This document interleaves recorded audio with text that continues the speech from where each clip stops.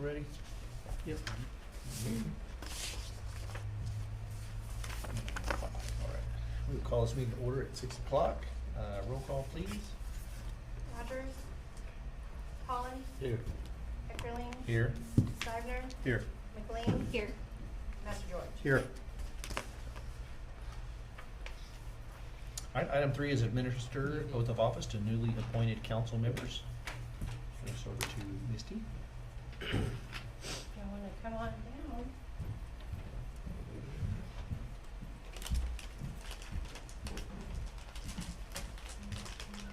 Mr. Stivner and Mr. Holland. and Mr.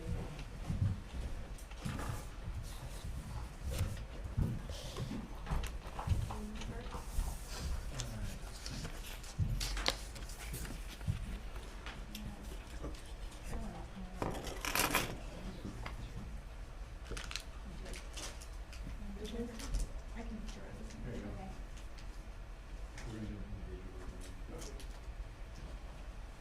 Alright. So just state your name and repeat after me. I I, Bert Eckerlin, do solemnly swear do solemnly swear that I will faithfully execute the duties of the office of mayor.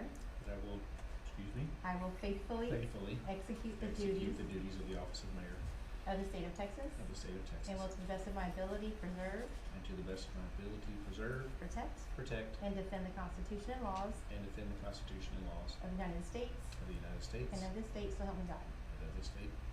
Yes, So help me God. so help me God. Thank you. Congratulations.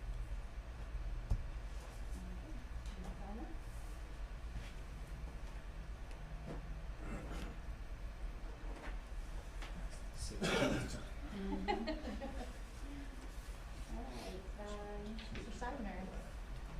Hiding over there. Hey, can I cheat? Have my burrito. Okay, raise your right hand for me.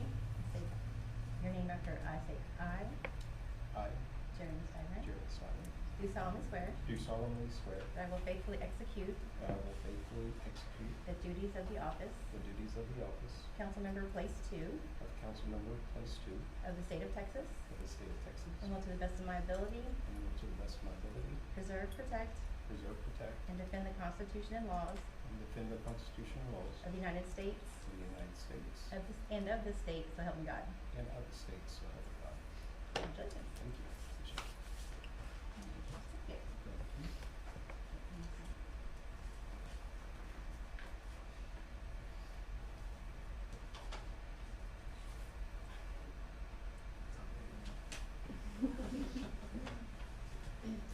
What's wrong? Let's do it this time. Yeah, I don't know. I, I, Jeremy Jeremy Holland, Holland, do solemnly swear do solemnly swear that I will faithfully execute that I will faithfully execute the duties of the office of the duties of the office of Councilmember Place Four Councilmember Place 4 of the state of Texas, of the state of Texas, and will to the best of my ability and will to the best of my ability preserve, protect, preserve, protect, and defend the Constitution and laws and defend the Constitution and laws of the United States of the United States and of this state, and of this state, so help me God. so help me God. Congratulations.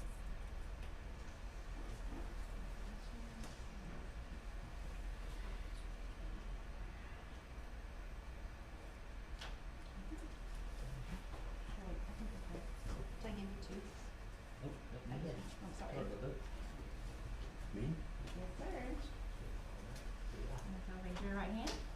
So say your name after I say I.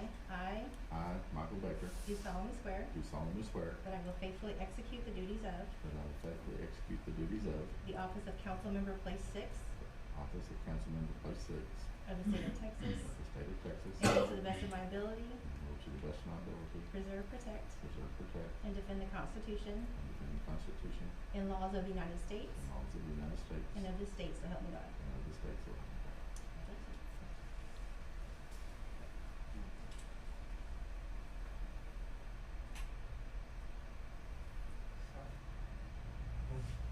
Got a lefty.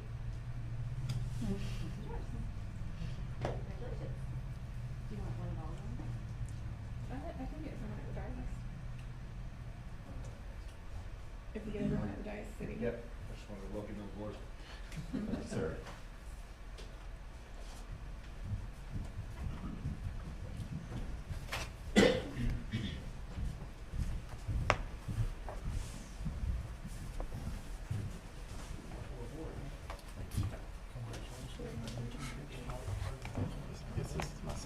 your space and history. Some would consider this the best seat in the house. Rachel, we'll get one after. Just what I was gonna say, yeah.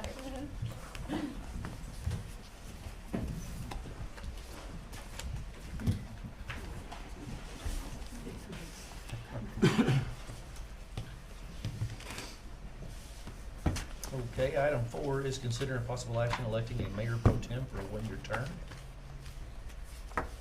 Mr. Stivner has served in this capacity for 6 years, probably. I think so. Do you have any objection to continuing that? No, sir.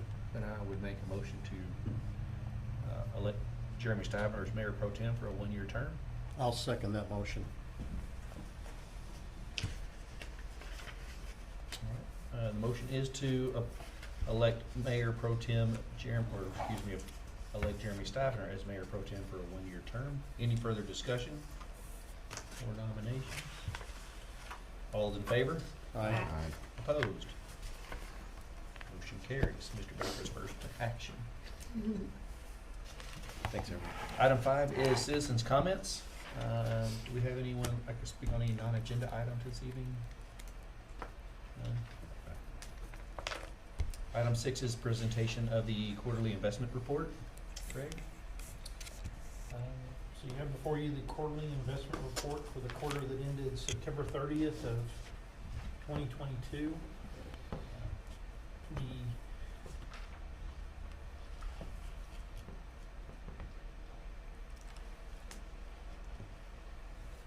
The beginning book value for the period was so the beginning book value for the period quarter that started was $32,683,051, both book value and market value. The ending book value and market value was $30,751,730. The decrease is due to we typically make our biggest debt service payments in August, and so we set that money aside as it comes in for those payments and then make interest off of them, so that's why that decreased by that amount. The average quarterly yield was 1.1%. The rolling 3-year treasury is 2.76%. The rolling 6-month is 2.46%. Text pool is 2.41%. Fiscal year to date performance, average quarter end is 0.7%. The rolling 3 months is 1.6, rolling 6 months is 1.01, and text pool is 0.9. Interest earnings for this quarter were $81,568, and interest for the entire fiscal year was $192,466. We do have some CDs that are maturing over the next few months, so I anticipate that yield will increase as those mature and we roll those over into investments that are earning a higher interest rate. I'll be happy to answer any questions if you have. Anyone have any questions for Mr. Levin? There's no action on this item, just a presentation. None? None. Mr. Rose, send it over to Mr. Stivner.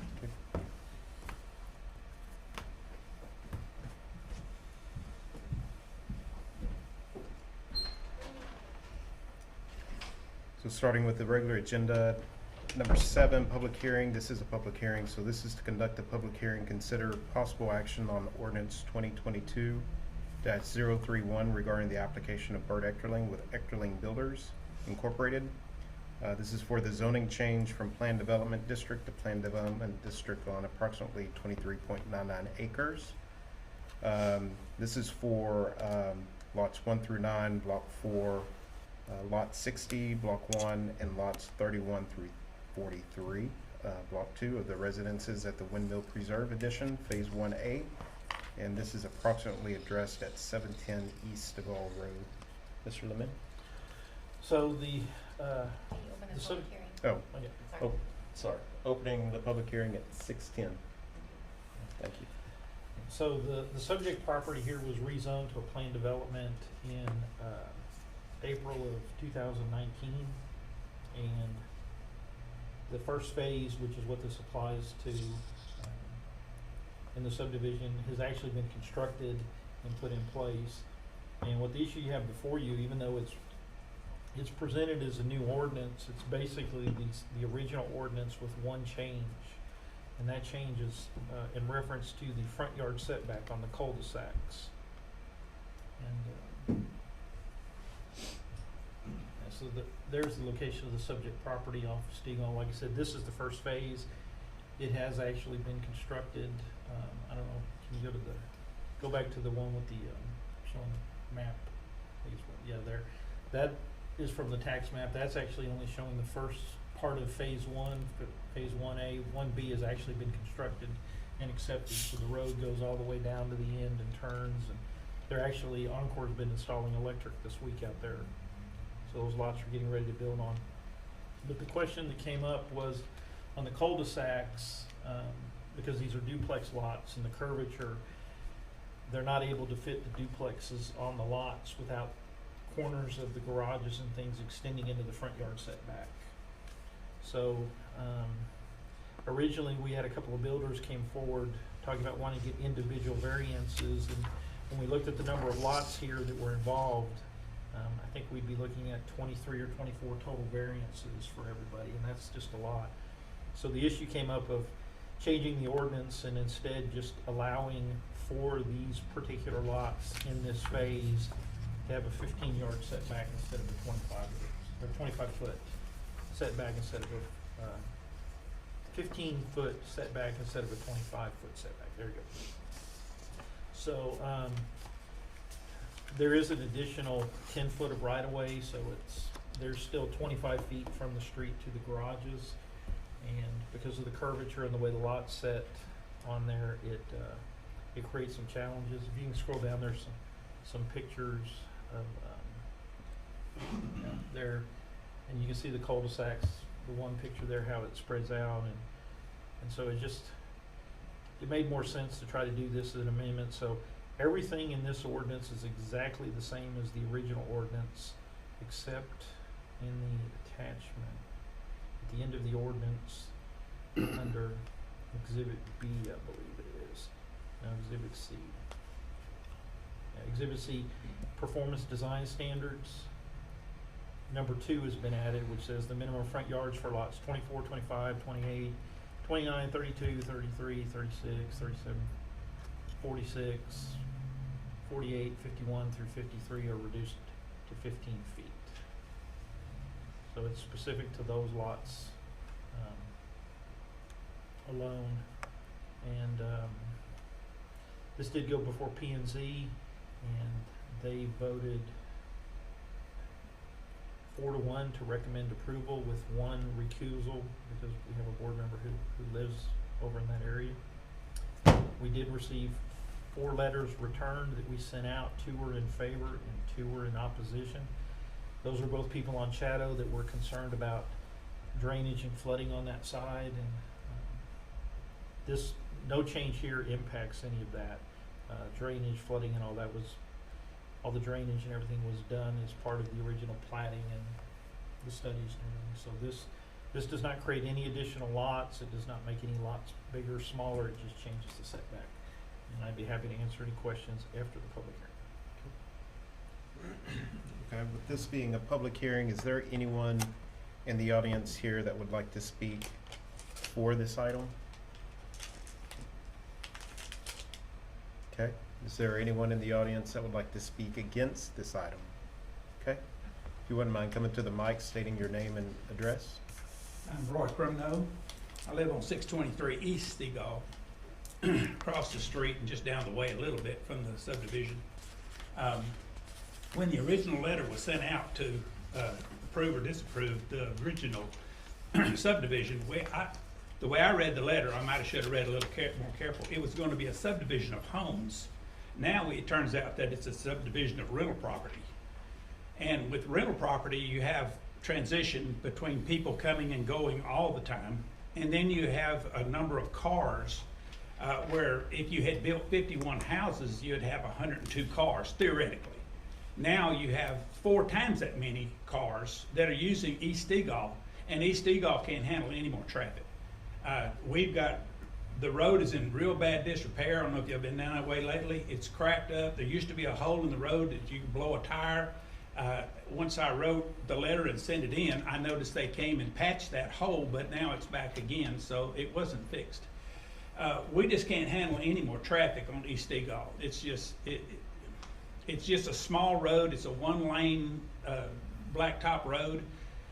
If they're gonna make some other exits to go in out the other way through the creek and into the other division over there and spread some of that traffic out, may be doable.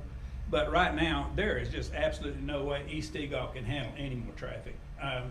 The number of trucks and stuff it takes to put in a subdivision is just mind-boggling. How many dump trucks and concrete trucks and everything have went up and down that road, and it's gotten progressively worse ever since that started.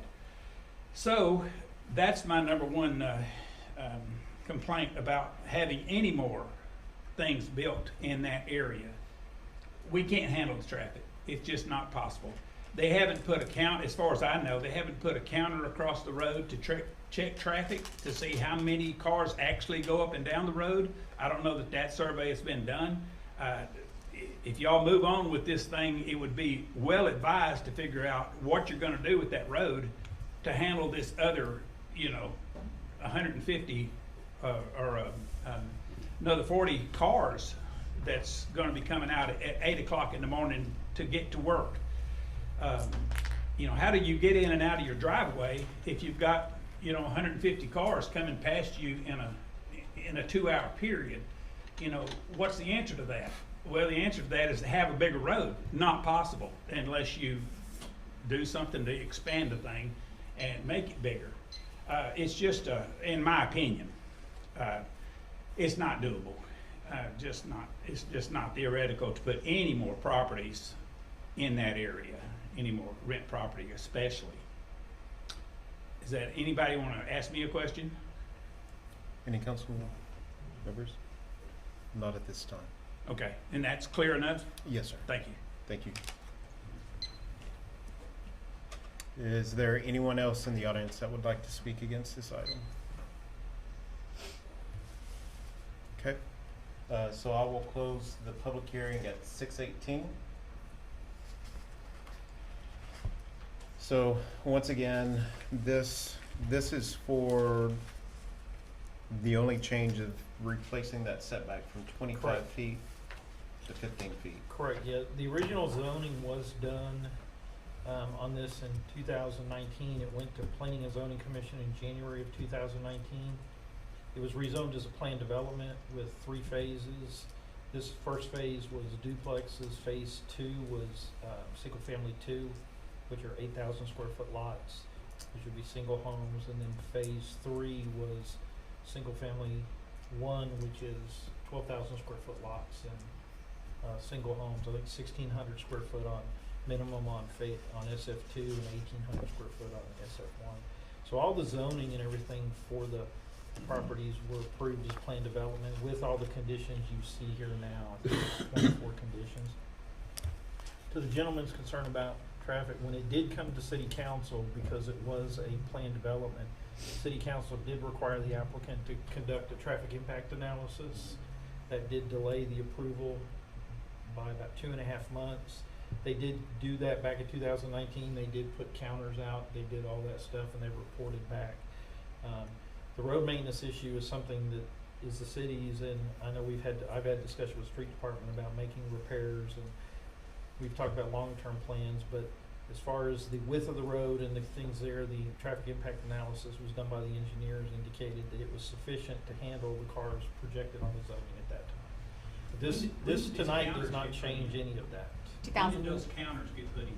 That was all done in, would have been February and March of 2019. I've been there for 10 years, and there's never been a counter pulled across that road as far as I know. Their engineer conducted all that and submitted a report, so it was submitted to the council, and they approved all that, so.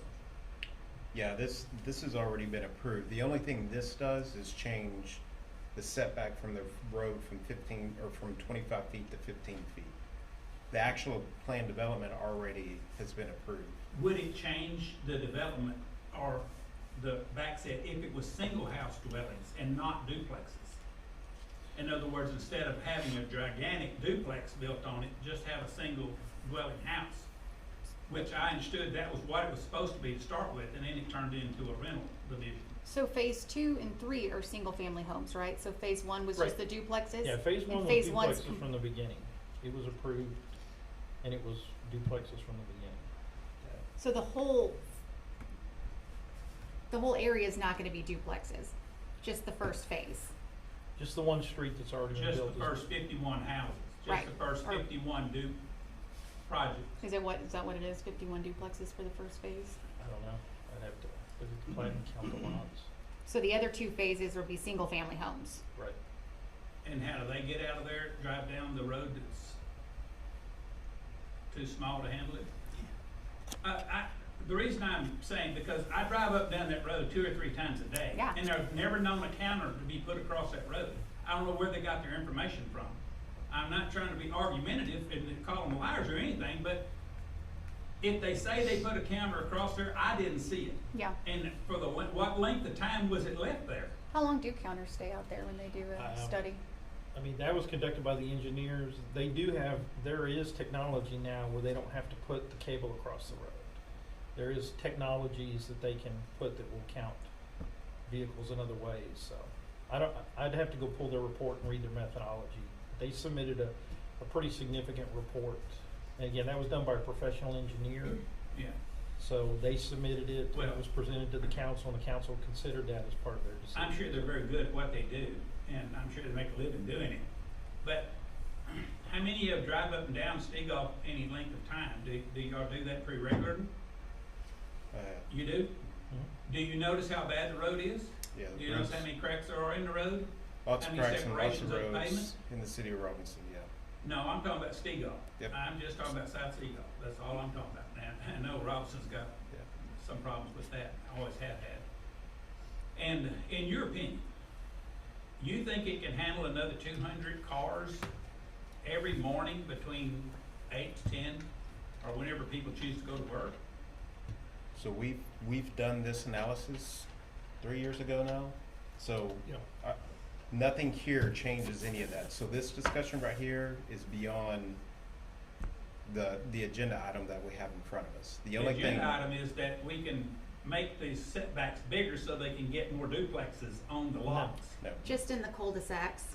no, it's not changing the amount of duplexes, it's not changing the size of the duplexes. All it's doing is the setback. If you can't change the setback, you can't build a duplex. You have to change the setback in order to build a duplex. You don't have to change the setback if you put a single dwelling in there, a single house in there, okay?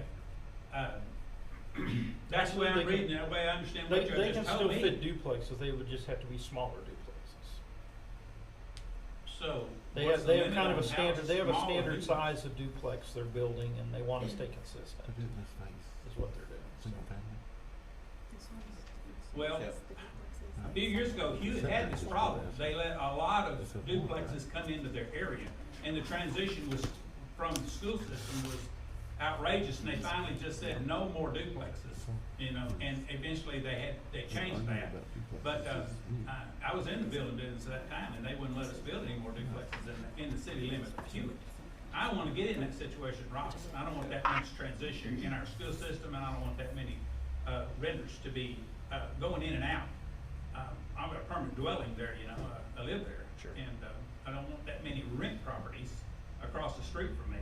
So if you change the back setback, then it's, so you can build a duplex, then I've got 2 or 3 more cars to deal with every morning. Where if you make it a family, one house dwelling, then I only have really 2 cars to deal with. Well, I don't think nothing here changes what's gonna be built.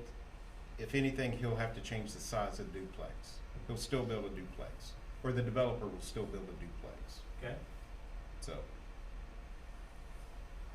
So, council, anybody have any questions regarding this agenda item, or any questions for Mr. Crumno, or anybody in the audience, or Mr. Lemin? Paula, any questions? Is there only one entrance into the addition, Office de Gaulle, or is he For this phase, there'll be 2 additional streets built. off of like Woodcock or? No, they will be off of, everything will be off of Stegall. There is a stub out that would connect to Shamrock if that property over there ever develops. Uh-huh. There's that property back there behind the city street department. If anyone ever purchased that and develops it, we did require a connection there, so it would be accessible through there.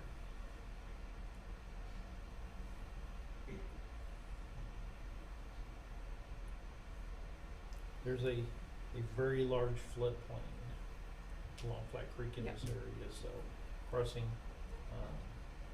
the creek down there is pretty insurmountable. Mm-hmm. It would take a very long, very big bridge. Where's de Gaulle on our street project list?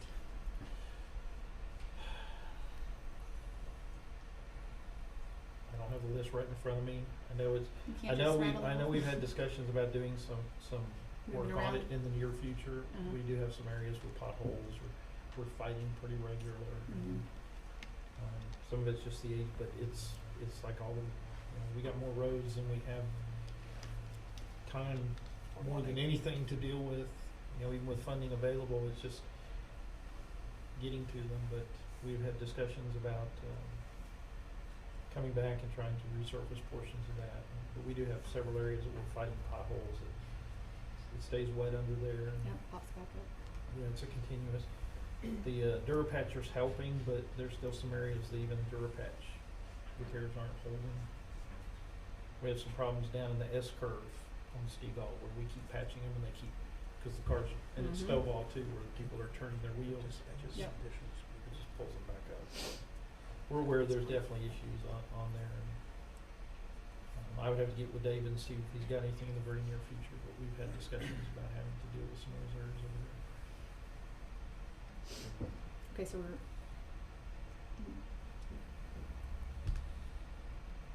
it's, to make the front yard 15 feet instead of 25. That's the only change to this ordinance.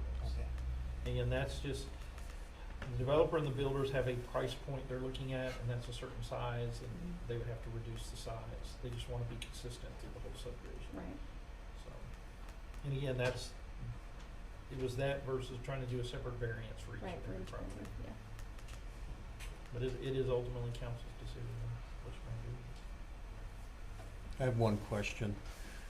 Now, I see that the cul-de-sac is already in place and completed as far as the road and the curbing and all. If he had gone to a larger diameter cul-de-sac, this pretty much would have eliminated this issue, wouldn't it? Or a larger radius cul-de-sac. I mean, the cul-de-sacs meet all the code requirements for radius, so. Right. And they're only two-sided cul-de-sacs, Mhm. because it's not like you have 4 properties, you go up and you have the service, there's actually only one on each side. Right. So, I don't know that, you probably would've had to go more into the SF2 area to make the lots larger, Okay. so. Cause I don't know that the diameter would've necessarily made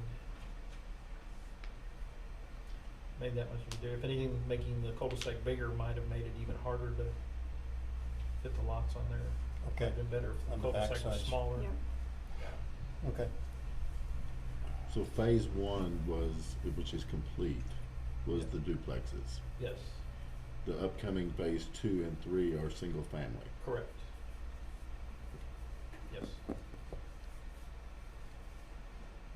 don't know if it's in here, if it shows the.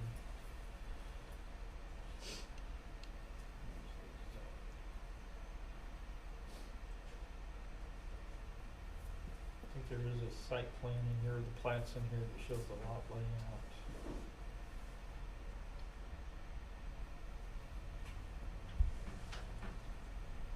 And so it's on, page 45 of the packet.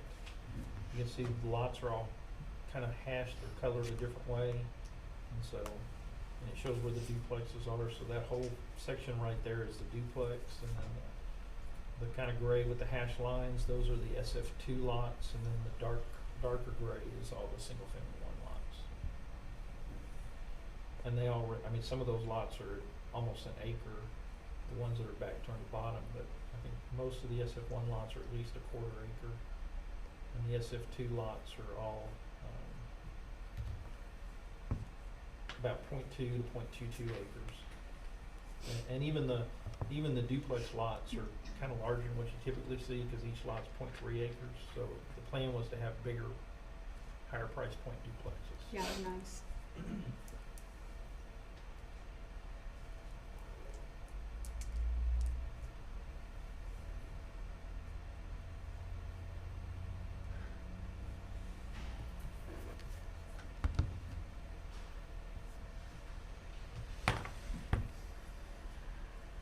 Mr. Master George, you good? I'm good, thank you. Okay. Mr. Baker? Good. Okay. Does anybody else have any questions? I get the frustration about the road. I mean, everybody feels that way about their own road. Their roads are bad. But I don't think that, this particular issue helps Stegall in any way. I mean, this is just a front yard ordinance request. It would help by not having a rentable unit built there. Yeah, That would cause them not to have any more traffic. If there wasn't nobody living in the units, yeah. then, you know, that would help me. It's just already in motion. I mean, it's already, that passed years ago, so the ball's already rolling on that. So you're thinking a smaller duplex would rent just as well as a larger duplex, In Robinson, for sure. even if the rent was higher. So we're beyond that discussion. So we have an agenda item tonight. What I regarding the understand setback. this item to be is, Okay, you wanna but- set back further so you can build a bigger duplex. So we are past public hearing or discussing to the public. This is now an agenda item for the city council to decide. Okay, sorry, go ahead. Hey, by the way, I appreciate all y'all's work. Man, you guys and girls, hey, I wouldn't wanna do your job, or I'd have ran for office, but hey, I do appreciate this. My dad was a councilman, years ago, and it can be taxing sometimes, because you got people that are passionate about what they want, you know, and stuff, but hey, I appreciate y'all's work. We appreciate you Yeah, coming. coming too. out And tonight I shows just wanted to you care express too. what my concerns are. Sure. Because I'm not the only one that lives on the road. Right. I'm the only one that's here anyway. Yeah. But, so thank y'all so much for even hearing me tonight. It's, I appreciate it. Yes, sir, thank you. So do we have a motion for or against this agenda item? I'll make a motion for changing the, plan zone development district, from 25 feet to 15 feet. Is that for the front yard? Misty, is that okay? Or do we need to read? I read think the- it'd be better The if whole if ordinance? we make it just approve ordinance 2022-031. Okay, so I make a motion to approve ordinance 2022-031 regarding the application of Etcherlin Builders for a zoning change. Do we have a second? I'll second. Okay. So, all those in favor of the ordinance? I, Aye. Any opposed? Okay, passes. Thank you, Mr. Cromwell, for coming.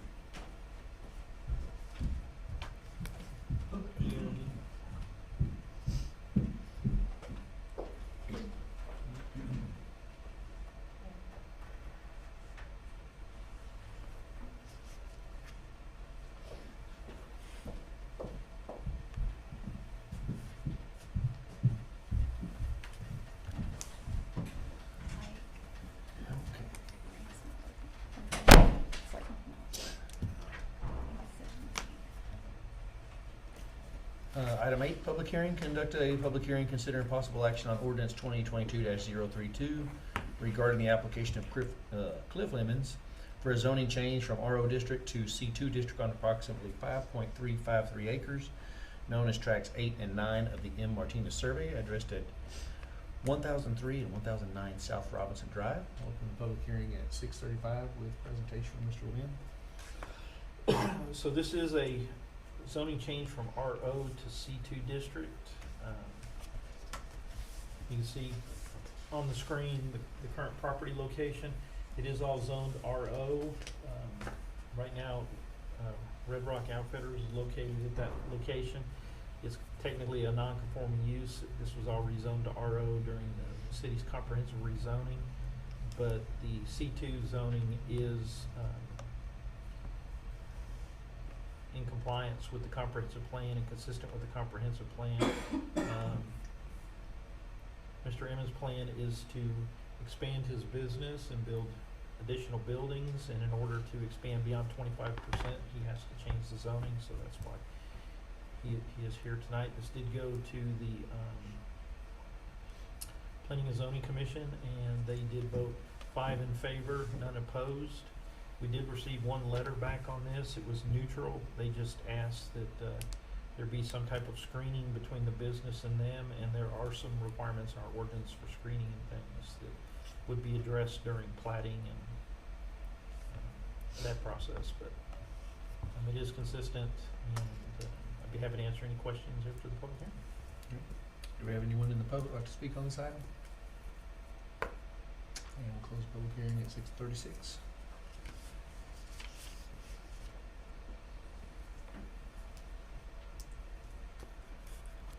Council questions for Mr. Leman? Mr. Master George? No, none for me. Mr. Baker? None. Ms. McLean? Nope. Mr. Stabler? No, sir. Mr. Holland? Someone like to make a motion? I'll make a motion to approve ordinance 2022-032 regarding the application of Cliff Emmons for the zoning change from RO district to C2 district for the 5.353 acres for tracks 8 and 9 of the M. Martinez survey addressed at 1003 and 1009 South Robinson Drive. 1 second. All right, motion is to approve ordinance 2022-032. Any further discussion? All in favor? Aye. Opposed? Motion carries. Item 9 is a public hearing. Conduct a public hearing, consider and possible action on ordinance 2022-033 regarding the application of Josh Granger with Granger Auto on behalf of Oscar Zavaleta, and I say that probably wrong every time, Oscar, for approval of a rezoning from C1 district to C2 district and approval of a specific use permit for used auto sales on approximately 1.11 acres known as portions of lots 2 and 4, block 17 of the original town of Robinsonville addition, addressed at 510 South Robinson Drive. Public hearing starts at 6:38. Mr. Williams. So this is both the rezoning and the request for the specific use permit, which would be required for auto sales in the C2 zoning district. The applicant has provided an updated site plan to go with the ordinance that we received and came in after the packet was put together and sent out, so I've got it there. Mr. French put this item together before he left, so I'll read. While the commercial does fit that area, the site plan does fall short on several areas there. One of the things that the applicant is proposing is that instead of paving the area where all the vehicles are, say, to just use millings. There was also the original proposal, this proposal did not meet the 20% landscaping requirement. The P&Z did recommend approval with the added condition that a 15-foot landscape buffer be placed along the frontage with 77 and along the frontage to the right-of-way for Foster. There's no roadway, but there is a right-of-way for Foster along the side of the property. Otherwise, they did recommend approval by a vote of 5-4 and 0 opposed. And I believe the applicant for this one is here. Yeah. So with that, I will be happy to answer any questions after the public hearing. Do we have any citizens like to speak on this item?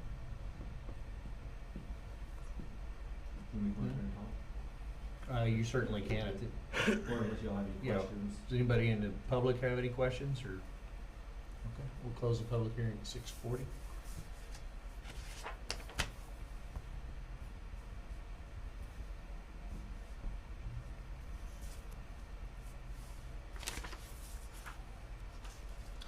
Mr.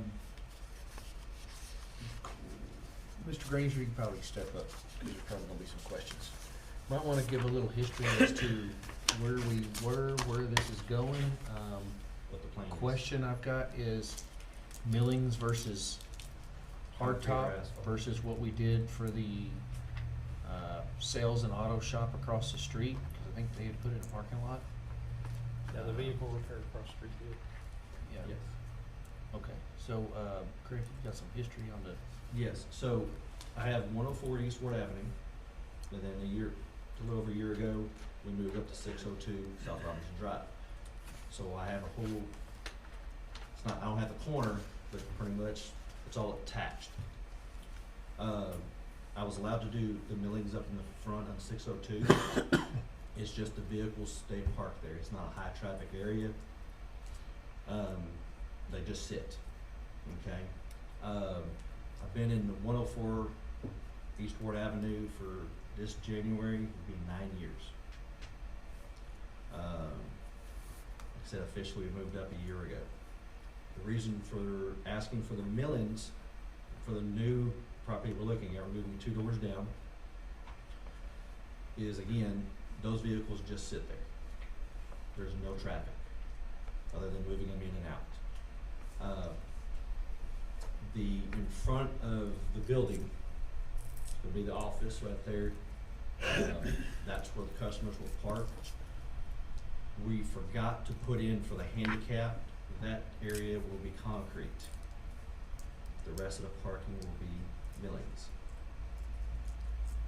In the very back area, no public will be back there at all. There'll be signs up, no entrance, stuff like that, so it's mainly the front. The 104, I'm actually grandfathered in. Once I move out of that place, whoever moves into that place will have to come to, if they wanna do an automotive shop or do something else, you'll have to basically come for you guys again to get their approval there. The 602, since I've moved up there, I've done everything that was required, and I've had a lot of good compliments to the way it looks. It looks better than what it did. It made Robinson look nicer. I'm gonna do the same thing, moving 2 doors down, come in there, improve it, make it look nice, nicer than what it is. Properties that are either north, it's all gravel, they're all grandfathered in until somebody else comes and does something with those. The Foster is not, it's a road, but it's still gravel too. And right now, as far as I know, there's no plans to asphalt it or do any improvements on it. And that's another request for me, just to put the millings also. Oscar does own the building. I'm leasing it from him. I'm responsible for any upgrades, anything that needs to be improved comes out of my pocket. If I owned it, probably a little different story, but I'm just renting as of this month.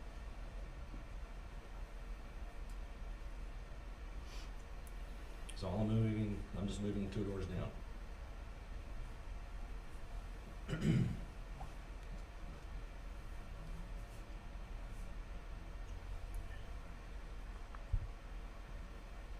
Our plan is to paint the building just exactly what we did at Oscar's old tire place. Make it look nice. are you calling the 602 the old Oscars? Is Yes. that what that is? Okay. Yes. And so if you're moving over here to the, what am I gonna say, the Swimco, that's the old Swimco Yes. building, right? Yes. You're It's gonna 5 move, to you're 10. gonna move away from the ward, Yes, I'm moving everything. so that one will go away. Yeah, everything will go away. Yes. Like I said, I've been there 9 years. You know, you start off with something you don't plan to be, you just don't know what's gonna happen in the future. You know, just like when I moved to 602, we've had a lot of traffic up there. You just don't know, you know. Moving over will allow more space. So, You know, off the top of my head, speaking early, I think a part of the SUP would be that if we're moving sites, that the other one, you can't have two. So as we move this one Yes. is contingent upon this one going away. But the biggest question I got, Craig, is millings. Yeah, can you shed some light on, I'm not a road guy, so. It's what is crushed that? up asphalt. That's basically what it is. And it packs really nice. Hold on a second, that is a deviation. Is it a Yes, deviation or yeah. is it? Yes. Yeah, no. For some reason I'm losing my voice, probably talking too much today. But, yeah, so the ordinance requires it either has to be, hot mix asphalt or concrete. And the only reason I'm even asking this is because I'm already there. I've been here 9 years. I'm just moving an address.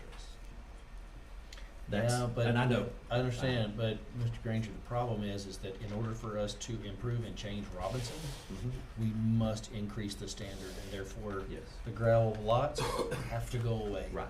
So we have to press for people to improve the lots I or it won't understand. happen. I know. The ones that are grandfathered in, if they're still grandfathered in for 10 years, they'll still be gravel. Unless something changes. Yeah, their uses. And you can take some grandfathered stuff away from them and say, hey, in the next several years, we need these asphalt, we need these concrete. But like if the two properties next to me, if they stay the same for the next 10 years, they will still be gravel. So grandfather, because I've even thought about this myself, to get Robinson to look nice, some of the grandfather stuff's gonna have to be re-looked at also down in the future, you know? So.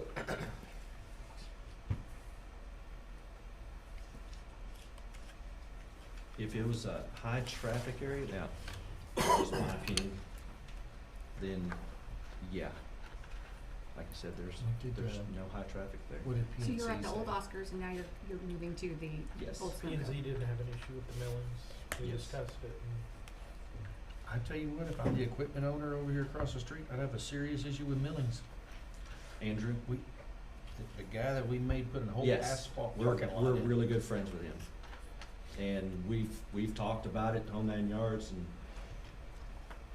and his opinion to me was, I have more traffic than you would.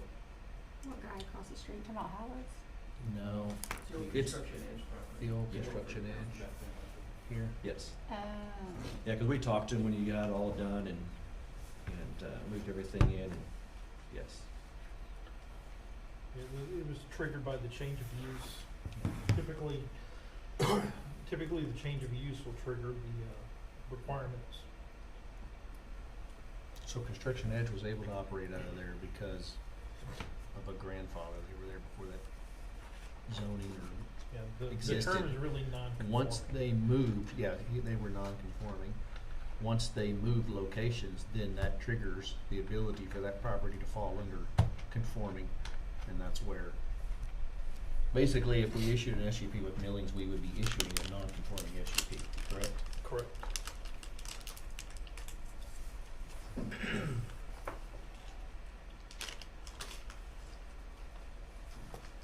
So you own the car lot to the right of Oscars? Yes. So the old Oscars.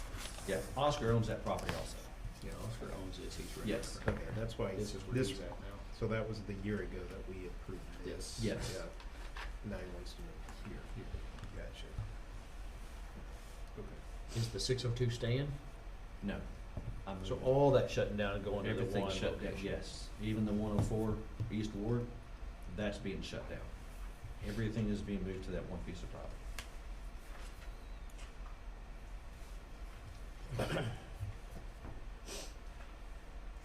So what's happening with all the grass? Is this what you're talking about removing and making a display area up front? I'm trying to look at the picture Yes. and the drawing So, to get an idea of what your plan is, so I can see it in my head. when the small fence gets put up, we'll have 15 feet of grass in the front, 15 feet of grass down the side. Also with shrubs to make it look nice, being in But all the, I'm that's talking about the all. existing grass that's already in the property. Yes, Yeah, they'll remove all but 15 feet of that. So just We're showing Foster on here, but that's a, Foster, it's an unimproved road here. Yeah, Foster is a dedicated right of way as part of the original plat. When you get back in that area over there, there's all kinds of lots were platted as part of the original town. And there's right of ways that crisscross. was it McLennan comes down the backside of the McLennan property? comes down the backside. Yes, The road's not there, it's actually a drainage channel. washed out. But, Nobody uses it. but then you can kind of see some of the, Foster actually extends all the way through. Oh, we go between the two properties right there. It goes all the way I up. think it to- goes all the way up down what's the other road? I think it goes You to, follow? I think it goes to Andrew. Yes. Goes all the way to Andrew.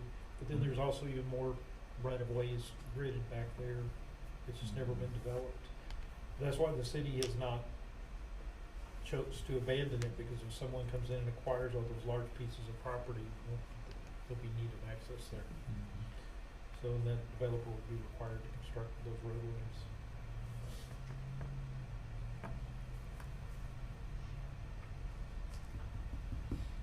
So millings are crushed up asphalt, correct?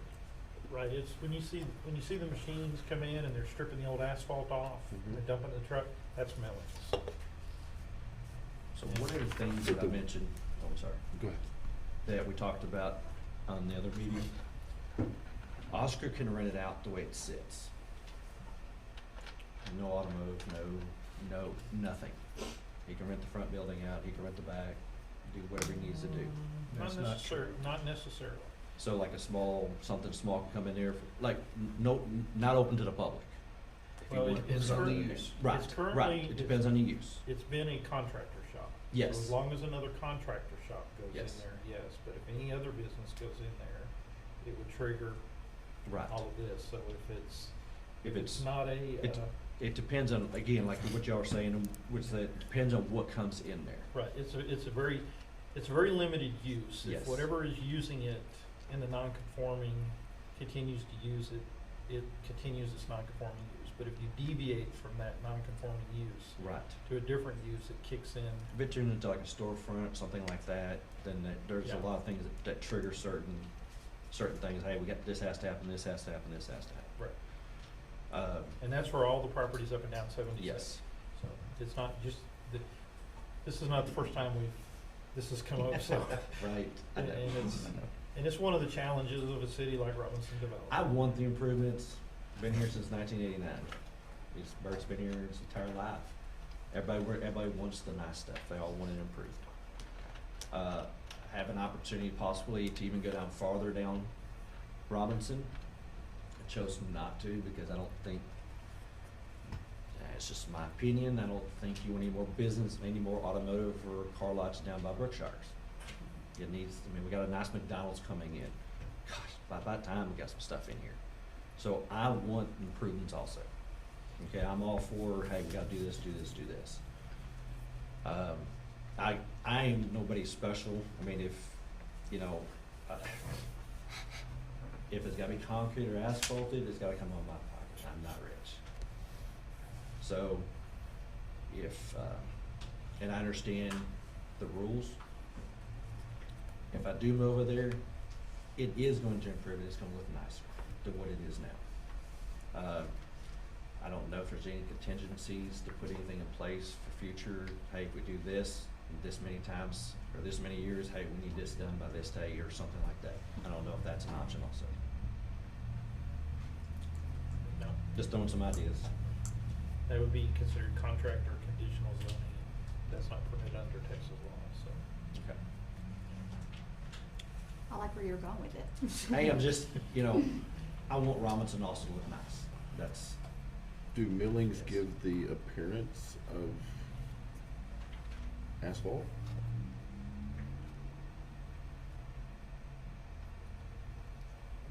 Millings is basically gravel. So, yeah, you Depends put a on the heavy traffic. load on it and you'll know it. when we did ours, this one over here, we packed it down really tight. Cause one of my deals was if people are walking on it, I don't want them to trip or stumble. there's a small set of, in the very middle, there's concrete there. I've actually seen more customers actually slip on it, or almost slip, versus the millings that I have where the cars sit. So, but, I understand. Yeah, my biggest problem is the guy across the street. We've already Now- set a precedent, and I Yeah. can't go, I mean, it would be the same as if the guy's standing right here beside me, I'm saying, yeah, you gotta spend $100,000 and you don't. One of the That's my comments, problem. that was, if I would've known, I would've said, hey, Andrew, I need you here, come talk about it, cause trust me, I know, me and Andrew, and even Josh, we've had several conversations with that. And so, his comment was, I'm gonna have higher traffic, I'm just parking my cars. And I says, okay, so even moving up to 602, when, I got the proof of the millings, he said, man, I have no problem with it. It looks better than what it did. Other than that, it just pretty much stays the same. That was his comment. I don't know what to say on that one, other than, we've had several conversations. He's come over, helped us work on some of our stuff in the back. We're friends. There's millings you put down at 602. Yes, There's also a large section of concrete in the already very at middle. 602. Yes. And there's none at the new location, right? That's all gravel? So when we talked about this a few weeks ago, where the handicap is going, and I did not put it in the drawing there. I asked- You gotta go over here on the side, over here. but- Where the handicap's gonna go, we're gonna put a concrete slab there for the handicap parking. So that way, there's no issues when they get out in a wheelchair, or they get out in a walker, older people or anything like that, so that way they have a direct line to the front door. That was one of the things that was brought up. The other question was stripes. Well, we striped the millings. We've only had to clean it one time, restripe the millings, because it doesn't, we were like, wow, this stuff doesn't move, but we packed it so tight. So when we put the stripes down, you can still see the stripe, you can still see the handicap that we sprayed on there. It looks pretty nice. So I guess my issue is Andrew's good with it, Yes, but yes. we deviate from our desired standard, right? We grant a variance, then the next person that comes in saying, well, Mr. Granger got to do it on his parking lot. Now we've set precedents of allowing a variance. You're right. The only thing that I could say on that was the other comment a few weeks ago. Grandfather only stays at that address. Been at that 104 East Ward Avenue for 9 years. The people that own it will not come in and fix the asphalt. Because I'm grandfathered in, I can actually go over top of it with millings because I'm grandfathered in. There's no rule, there's no clause. I'm grandfathered in. I've been here 9 years. That is probably my only thing I've got to say is I have been here 9 years. I'm moving from this location. I've been here, moving to this location because I've been in Robinson 9 years. If coming from outside, with brand new business, brand new anything, again, very gray area, very gray area. That would be the only thing is, hey, Mr. Granger's been here 9 years, just moving one address over, moving from the other two locations, moving here. Because of the location of where it's sitting at right now, it's possible. Moving down to next to McDonald's, moving down to there. Again, I know we're trying to improve Robinson. That's, Make a good argument. try. Yeah, I yeah, mean, you did good. you know, Really, yeah, I trust me. I think we all feel the same, we're like, oh. I want Robinson to be Yes, nice. yeah. 100%. Okay, but that's my argument Yeah, on that. that's reality. Yeah. See, the problem with issuing a non-conforming SUP is you might as well scratch your whole ordinance. You gotta rewrite it. Because if you're issuing that, you're not on the same issue. So he's mentioned Motec was wanting to come in on the Pizza Junction spot, and that was Yes. a whole nother spot for asphalt and concrete that we're gonna be required to put down, and they moved on down the road. It went down to Lynch, an old place. There was gonna be a very high traffic area. Now, I mean, people coming in looking at the cars, yes. Yeah. So when they come down Foster, so I've got proposed 2 entrances, one off of 77 and one off Foster. So when they come down Foster, it's a dirt road, it's gravel. And now, if Foster was paved, it'd be hard to argue that.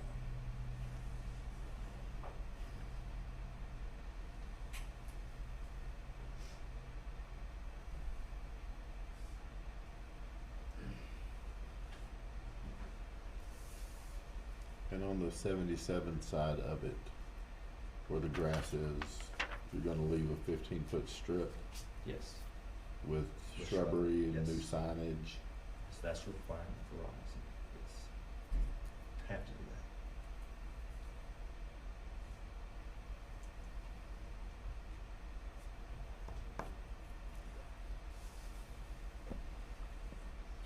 You know, just like us talking about with the grandfather clause, the property that's to the north of me, unless something ever changes, for the next 10 years, it's gonna be gravel. Well, I mean, yeah, You know, the problem that we run into with grandfather is what we're saying is non-conforming uses. So we Yeah. have homes that are on 77 yeah, that may take generations before they change, I know. but they will. Yes. And it's the only way we can hold them to make them change over time. Those tools are in place to make that change, and this started many, 16, 18 years ago. Yeah, about 4 years ago. We had, there At was least probably conversations, 4 or I'm 5 talking years about ago. 16 years ago. Yeah. I sat on the Economic Development Committee, and there was conversation as to beautification of Robinson and how do you make these changes, and obviously Yeah. it takes time. Yep. Well, and I'll just add here, just to make sure everybody's, the property directly to the north, the little office building there, that will actually be on P and Z's agenda for an SUP for a contractor shop Thursday. Yes, I knew a contractor And was we have, coming in there. and we have some of the same, I believe that parking lot is actually concrete though, it's just got a lot of gravel on top of it. So we haven't, the market is changing. Robinson is looking at growth is coming. Mhm. And, I mean, for me, it's the time to have the things in place and to play with the vision that we set in motion several years ago. So I don't wanna go back on what the vision was. I don't wanna issue a non-conforming SUP unless we're talking about changing the ordinance. Gotcha. And I understand that. I understand Yeah. that you're wanting to move, but there's a lot of potential for, like you say, if there's other ones coming, we gotta start holding some people to the fire to make the change occur. Craig, you said the property to the north, that's this one, Yes, Right next door. yes, they're looking at a contractor shop. that one? Yes.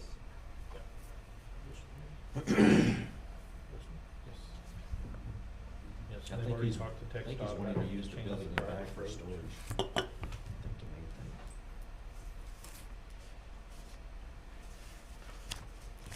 We also did have the one there at Pizza Junction, we recently had the gentleman who wanted to put the, storage buildings Mm-hmm. there. And we told him he was gonna have to do the paving and stuff, and he chose not to do that. I think he put the property back on the market. There's a Motec in it. Yes, I was 2 at that property. Two of them.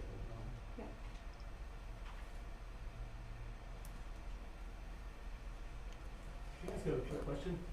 So what's the difference between wanting asphalt in the mill is because nothing against Charlotte or anything over there, but that asphalt, whenever cars turn there, it makes the driveway look even worse. Have y'all seen how thick out it looks just from the constant traffic that goes through there? I mean, if we're trying to make it look better, asphalt really is not helping any. versus the millings, I mean, you can quickly go through. Oscar, Packet right you're there. not gonna drive up and down Loop 340 in Waco and find millings pulling into a commercial site. Not into a retail commercial site. What's the difference was on that? Yeah, so I mean, if asphalt's put down correctly, it should be holding down. Now, like, you get semi trucks coming in, you have the same problems that gas station did down at the corner of New Road and the interstate. They tore it up and had to put concrete down.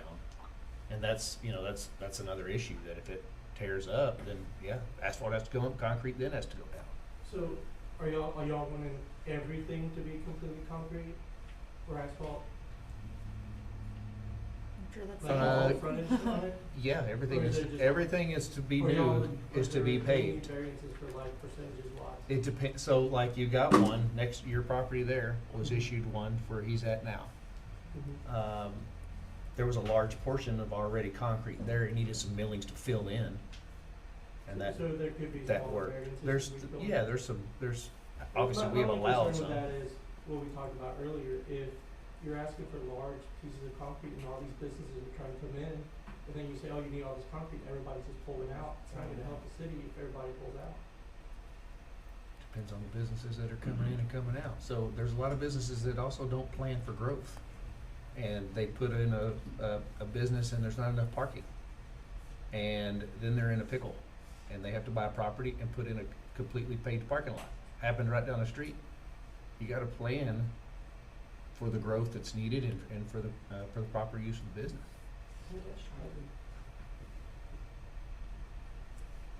I wanna see where the growth is if people are pulling out, because you got these big hurdles to go through. Well, to argue your point, I think you're very smart buying this property, but if you keep acquiring these properties around here, it'll be a very nice development tract. And you'll be looking at a large potential for growth in there. Yeah, I mean, That's what I'm doing. very smart, very smart. future planning. Sure, very smart. But again, that's just me. I'm not speaking for everybody here. For me, I see the vision of being asphalted and concreted and properly developed. And I gotta stick with that for myself. Well, and if I can get just we only require paving where vehicles are gonna be parked.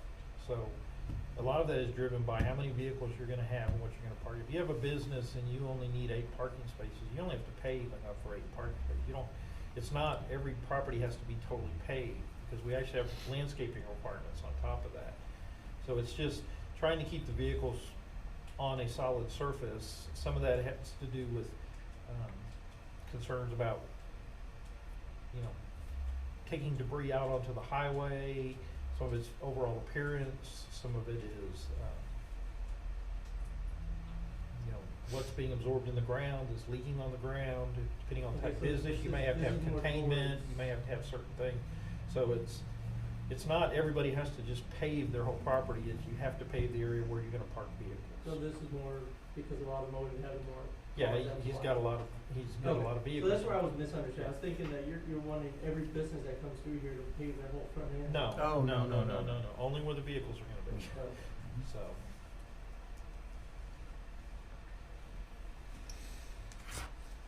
There also comes an issue with fire safety on the approach, the driveway. So,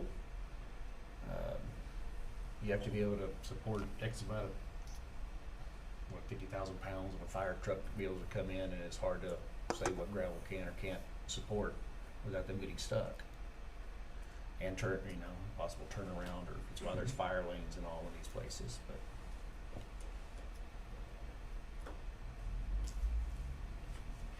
Yeah, with, we keep talking about Foster being a gravel road. I don't know the history, y'all here longer than I. Is Foster ever a road, or is it just, I think it's just because it was between 2 existing properties, it just got used by those property owners. I don't think the city ever actually put gravel or When intended.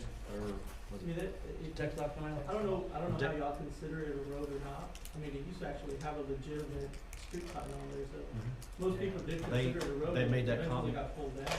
When TxDOT come out, they said it was a road. That's what they told us. They might might have said it was a road, 'cause they. Yeah. I promise you, they didn't do anything to it. We're not gonna touch it. That's a 77, that's highway. Yeah, 'cause otherwise I think Oscar would went out farther and say, hey, this is mine. Because he wants it. Since Oscar owns the property on each side, we asked him to build a road. Well, I mean, and that eventually may come to happen. Put a toll booth. So Craig, are we eventually gonna be asking the property to the north to do the same thing with their? Yes, I mean, my understanding, the property to the north is concrete already, it's just got a lot of gravel on it. They've indicated they're gonna sweep it and clean it all up and stripe it and everything, but we'll have to verify that. You check to see if there's concrete underneath that? I don't think it's.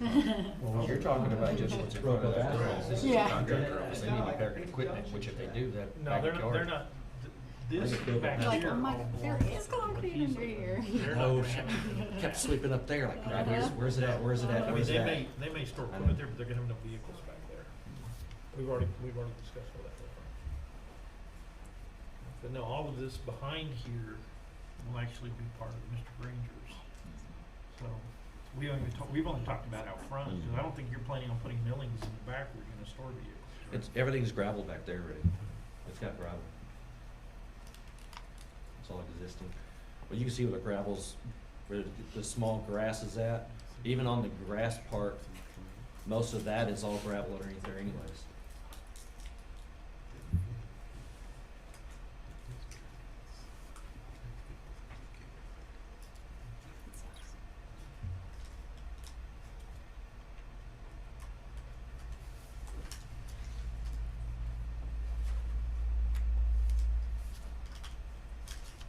Have you priced asphalt?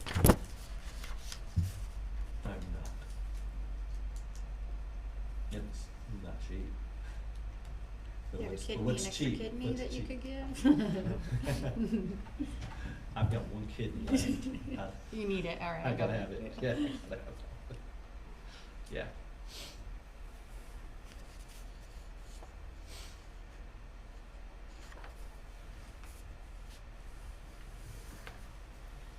Any other questions?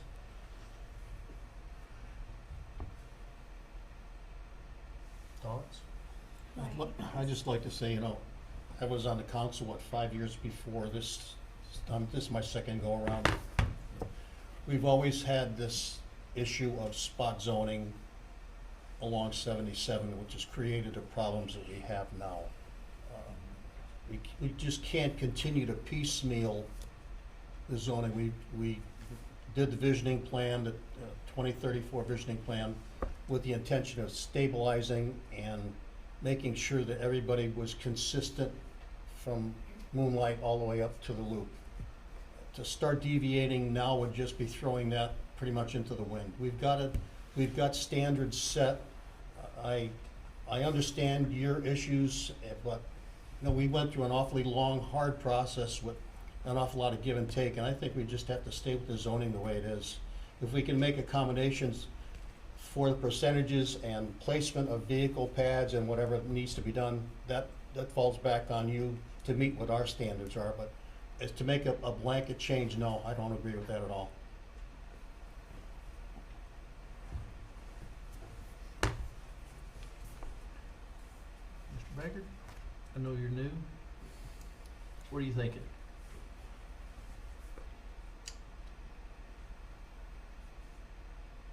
I really don't know.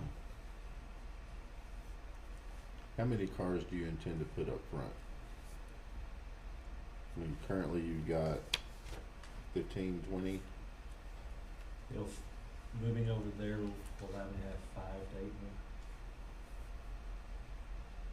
And there'll be parking for customers. It'd be a little easier for customers to come in over there.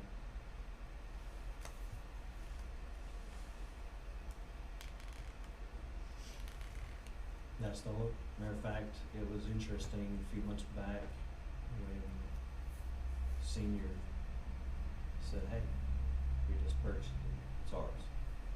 You have more room if you guys would like to move. Had no intentions of moving. Why would I do that?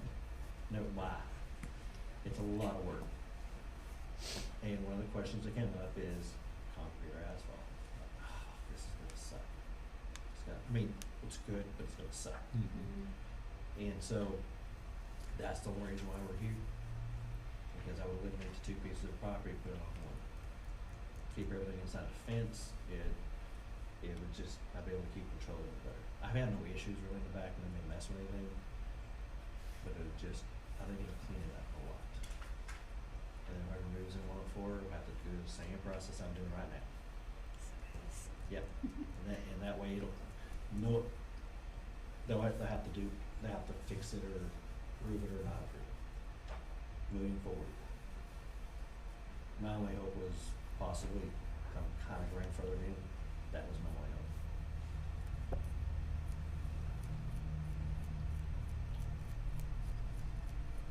Ms. McLean?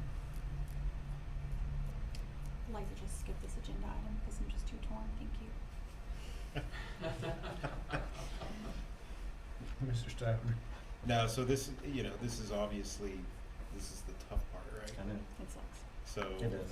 and Mr. Masterdoors is correct in the instance, we spent a lot of time, we had multiple workshops, we invited people from the city coming to talk and, you know, what is the vision of the city, and so, you know, potentially losing 2 customers right there about Pizza Junction, we get it, right? That doesn't help our tax roll one bit, but at the same time, we have a bigger vision that as developers are going up and down 77 that aren't even familiar with Waco, Texas, and so they come to our area and drive by, they're looking at that, right? Yes. So, I think my opinion is not the popular opinion, but I really do think in the long run, putting asphalt down will help you and it will help us, and I mean, just knowing we're gonna have the issue right next door to you and, you know, somebody else down the street, and that's hard to sell, right? Yeah. When you're trying to go into a beautification type process for a city that's long overdue. Yeah, like I said, that, figured the grandfather, small piece, that's it. Oh, I would have tried it too, for I mean, sure. You know, cause if I stay at 104, I can grandfather in. I think the grandfather in the future needs to be looked at on 77. Like Bert said, you've got generations after generations coming in. You know, I've seen other cities kinda go through the same process, and they just have to come in and change the grandfather clause. Give the person adequate time to make the improvement, to do something. Don't kick them out, you know? Cause I think Robbins is the last city next to Waco to do anything, to grow. Everybody goes out to China Spring. What the heck's out in China Spring? Taco Bell. Yeah, that's it. land. Yeah, that's it. Bare land. I mean, it's nice, don't get me wrong, it's nice up there, but you gotta drive on this side and do anything. You got the market center over there. You know, everybody's building on that side, not our side. Like, what the heck? Come on, people. So, They're not using millions in China Spring. no. It's all brand new. Yeah, I know. It's all brand new. Concrete. There's nothing out there. Um, Yes. Mr. Holland? Any questions? No? Well, I mean, Cal, Yeah. you know, I'm conflicted for I first know. and foremost. I just I know. saw on here that it was Josh's name that was on here. And Why would you put my us in son this knows position? Josh. I've known Calvin since I was a teenager. Yep. And I have all the respect for their business and for Oscar. Yep. I mean, what Oscar's done with the tire shop is just straight Great. out a storybook wonder. And, you know, but- even with my business, I bleed over to him. All my customers I send over to him. We both help each other out. And it's pretty nice. Yeah. It's pretty nice. So I would say that if it wasn't you two that were in here, I'd have zero problem saying no. So my problem is that Yeah. it goes, I have to take you two out of it and go to the land, and that's my hang up. Because I would love to see you in that location, but I wanna see you in that location under those. Yeah, there you go, yeah. On top of that, Yeah. on top of it. Yeah.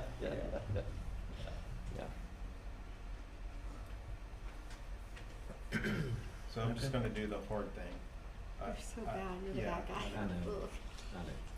So I'm going to make a motion to reject ordinance 2022-033 Question? regarding the application of Josh Granger with Granger Auto on behalf of Oscar for approval of the rezoning from C1 district to C2 district and approval of a specific use permit for used auto sales located at 510 South Robinson.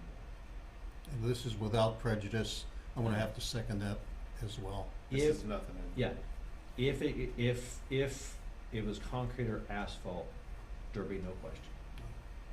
Is there, so if we decide to do the concrete asphalt, I need to reapply and re-come back into you guys? Or is there a way to put in revision, or put in there, say, hey, if you do this, it's a go. If you don't do it, can't go. I'm just asking, I don't know. Yeah, was you just good to go? I mean, technically it's required. If you approve the ordinance and you don't give him an exception, he would be required to pave it. Or you could go as far, I mean, the landscaping requirement, the 15-foot, the P and Z added, that's required by the ordinance. He had asked specifically to be exempted from that, so they wanted to make, so you could approve this with the stipulation that it is required to be paid in accordance with the ordinance. And then he wouldn't have to come back. And then you wouldn't have to come back, no. But we wouldn't issue a certificate of occupancy unless it was paid before you. Right. So with an SU,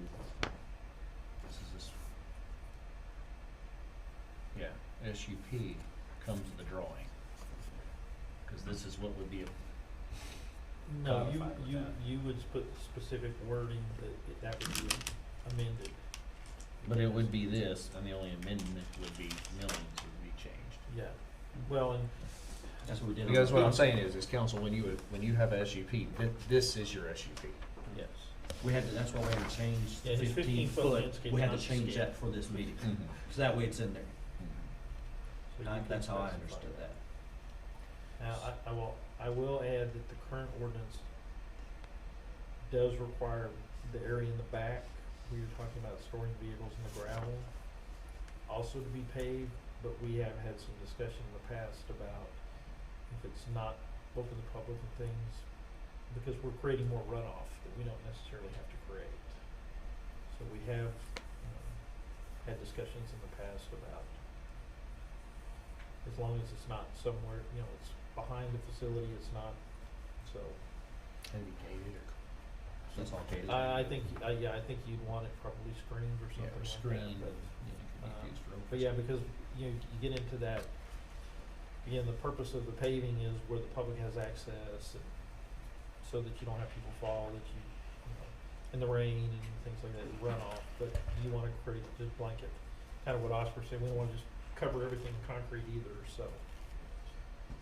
I think if the front was paved, then as long as the back was screened, if you wanted to allow them And I to do have a question. use that on the existing gravel, that would be reasonable. I think we're accomplishing the intent of the ordinance, because we are improving it, but we're also not just adding a bunch of additional runoff that. And I do have a question. So, to park the cars that are for sale, no question, without a doubt, all that either has to be concreted or asphalted. Or, just make sure we clarify this, in the front of the building where customers will park, would that be a significant, can't even say the word, amount of concrete so the customers park there only? And still, So you're saying a driveway in and a parking area paved, and then Yes. the vehicle display? then the display, and like the kid, just asking, if that's allowed to have the millings, or if the cars are for sale, everything needs to be concreted or asphalt. In other words, clarified, just make sure, just asking.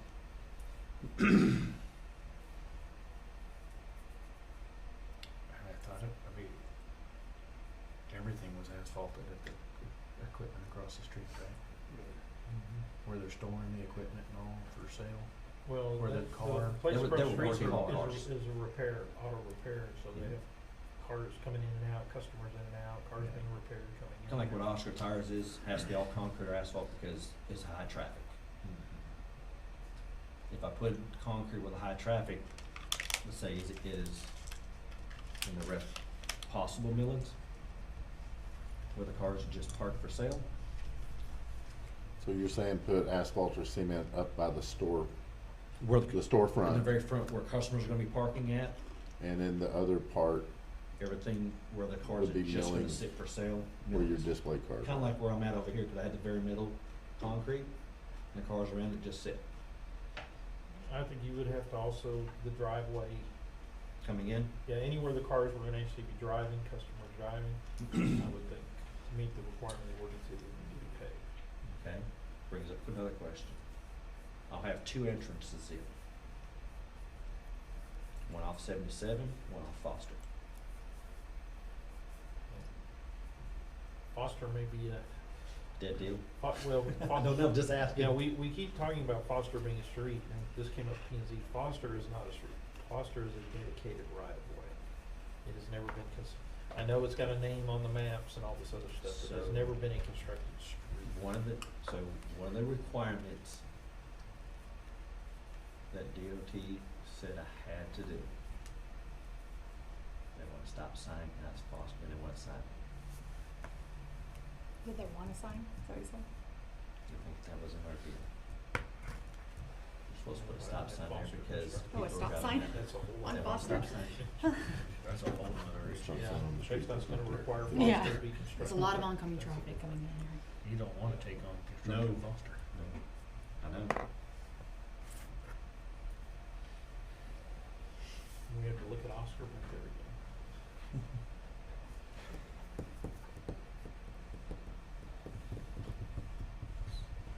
So really, if I retract my motion, You can't.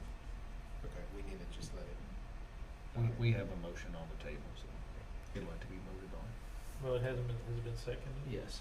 Master George, so. Okay. Yeah, so you have to vote on that, and then depending on how that is, you'll take additional action. Did you second it already? Question is if it's denied, when is the reapplication process? I think it's 6 months. Rewind. I should have talked before y'all's motion. And then, Emotions and then process. the, you know, I'm working a little backwards here. It feels Sorry. more like a development meeting than it does a SUP. Because we're working through what you can do, and then you would bring back the actual drawing of what is presented, you know? It's Gotcha. pretty hodgepodge to come in and say, we're doing this, but now let's change all Planning of and these development things needs to around. approve that. What's that? Planning and development needs to approve. For half of it, I guess, or what we're talking, No, planning development, P and Z's already approved. Yeah. Yeah. okay. Recommended. Recommended. Recommended. approval. Yeah, recommended. They don't, they're just a recommended. But you get, so you guys can say, hey, we'll do this if you do this or this or this, correct, Mhm. I guess? Okay. So I've gone to 3 of these. Deny the This is my motion? 3rd one. if we approve, no. So Say- Well, you It- currently have a motion, a second, you kinda have to act on that. we'll act on it, but we can also have another motion before Yes. we act on the first one. Oh, an overlapping motion? So many No, motions. I'll handle them separately, Okay. but we need to know what that second motion is. Ah, Alright, what was the clause we were putting in it? You want me to say what the second motion You is? can? So I would propose that the second, You're making it? should we wait till Mr. Baker returns, yes, yeah, we probably. please? I know Mr. Baker. Okay, he's still, Yeah. he's already taken a seat.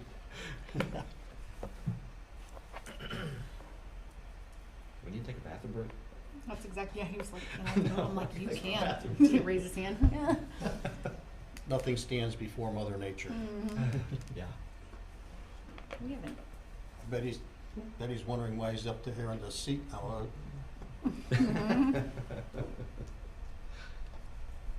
Good first meeting. Yeah, we haven't had an agenda item where we had to go this in depth in a while. Thanks. You know, I guess I should do something. I mean, I'm pretty good. Got some ideas, you know? This is what we're here for. Yeah, I mean, this is part of the game. yeah. And, you know, it's the It's bad part, interesting. the bad part about it is 99.9% of the citizens don't come to see what really goes Yeah. on. All the fun I know. we're having. It's actually really It interesting. is. It really is. It's interesting. Okay. We were Okay, waiting so on you. Mr. Baker, we have a motion on the table that, so we can't retract that motion, we're gonna have to take action on it, but there's also going to be a second motion that comes out. And so we'll be voting on two here in just a moment. So the second motion Mr. Stifner is making. So I propose the second motion be to approve ordinance 2022-033 regarding the application of Josh Granger with Granger Auto, which would include the applicant providing a 15-foot landscape buffer on Highway 77 and Foster, and to also adhere to asphalting the front of the property to include the car parking, the car showing and entrance. That is my motion. Craig, is that Okay, that's, adequate? that's sufficient. Did you get all that? Car parking, showing, and access. Entry. Access. Yes, So sir. basically everything paved in accordance with the ordinance. Correct. In the front. In front.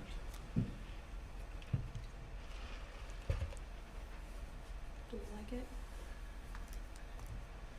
Before anybody Okay. seconds. Well, I gotta go back some years in training. Do I Was have to there- take was the there- first was there- motion first? Was or there a do we- second on that? Oh, yeah, do we have a second? I was waiting to make Oh, sure that you was, just did it. are we solid? Yeah, I'll second the You motion. just did it. You'd have to vote on the first one and We have to then, move, does it have to be in order? yeah, I believe so. It would be in order, correct? Okay, so, council, first motion is to deny ordinance 2022-033. If this is, if you were to deny it, you would vote yay. If you were to Not denied. not deny it, you would vote nay. Y'all got that? Did I say two nays? You said two nays. I thought you said yay. If you were going to deny it, you would be Say yay. yay. If you're We're gonna going deny to not Yeah. deny it, Keep it. it would be a nay. Mhm. So if we have a majority nay, we will move to motion two, which is to approve with the conditions. Okay. Okay, so we have a motion to deny ordinance 2022-033. Nay. Nay. Anyone for it? That motion fails. We have a motion to approve ordinance 2022-033 with said conditions. All in favor? Aye. Aye. Hi. Opposed? Motion carries. I thought we carried, didn't we? Clear as mud. This is the second meeting in a row where we've had some weird Yeah. go happen. We're like, It's only happened since you started council. I agree. Yeah, I think that's about right. Thank you both for your patience. Yes, Weird stuff. Whoa, we killed that one. break out the brandy. No joke. Okay.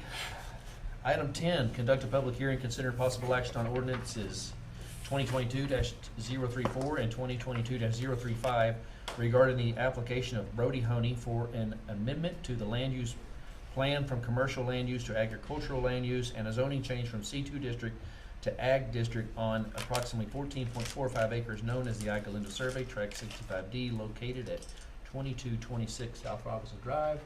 Open public hearing at 7:34 with Mr. Lemay. You're efficient, you already got up there. So this is a request for rezoning, which will also require an amendment to the land use plan. This property during the zoning that was done in 2018 was zoned commercial. Mr. Honey purchased this property, I believe his original plan was to place a business there, but a substantial part of this property is actually in the floodplain. Can you go to the next one? I think that's the one that should. Yeah, so you can see all the green area is actually considered institutional or open space, which is basically floodplain, so there's only one small corner. So all of that area was originally designated for commercial in the comprehensive land use plan, but everything around it on that area is agricultural. and especially in light of the amount of floodplain there, there's really not a whole lot you can do to develop it.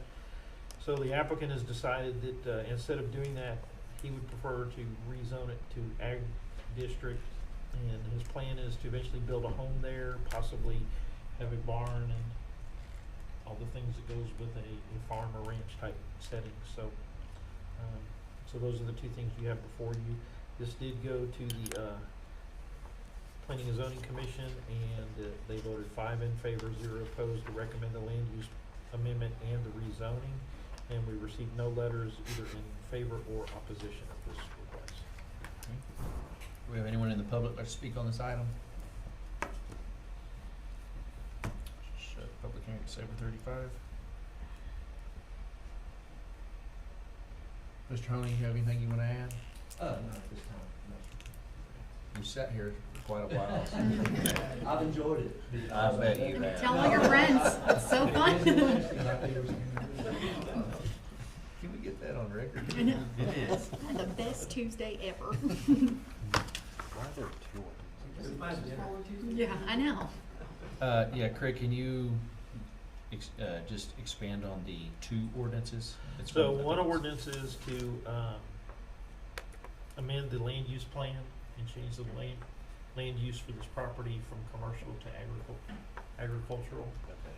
I think that's what we're calling on.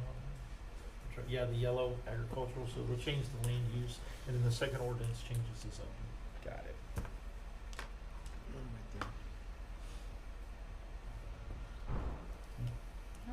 Questions for Mr. Honey or Mr. Lemin? None at all.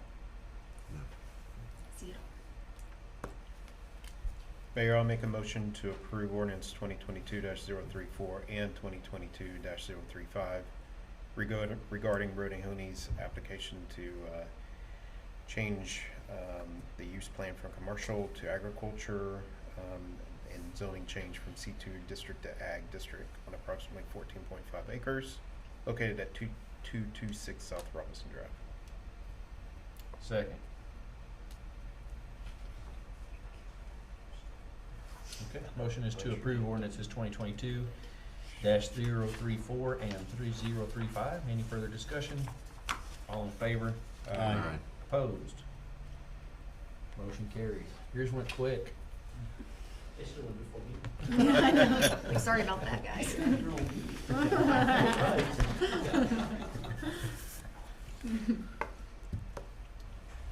Item 11, conduct a public hearing, consider possible action on the request of Sandra Cohn for a variance to section 5.1A of the subdivision ordinance, being more specifically subsections 4 and 5 that require a proposed lot to be serviced water and fire protection by a minimum 6-inch diameter water main at the expense of the subdivider of the property, if not already present at the subject site, being 1 acre, known as Ocampo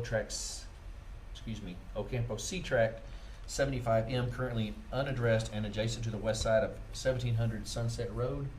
Public hearing at 7:38. Mr. Lynn.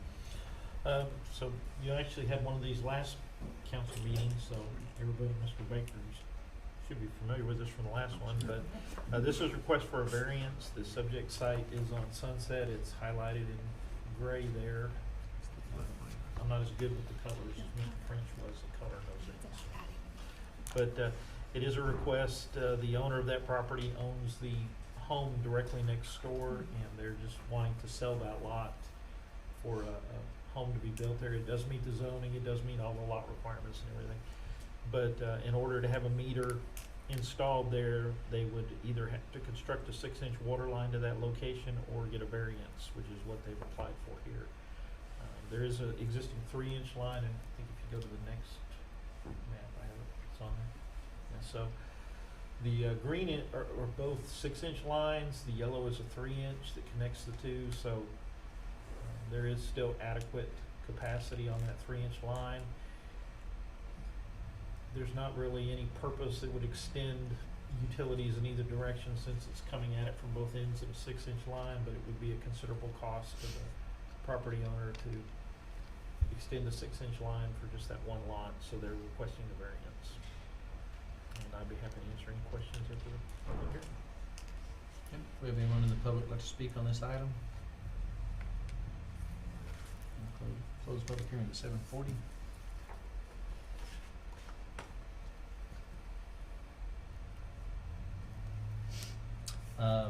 Again, there is an existing 3-inch, you said? Yes. Okay. So we have instances occur where we require the extension when they don't have water at all. And on those, we require an X amount of line, but this case actually has a line that's in front of Yes, it. yes. If this was new development, we would require the extension of a 6-inch line to this location. Yeah. But- And I have been, I've been a proponent that says first come, first serve, so if there's adequate, if somebody can tie on to a line that's there, then get it. Because at some point, that line may become at capacity and they can't anymore, so, then it would have to be upgraded. But I'd say if there's capacity there, then move forward.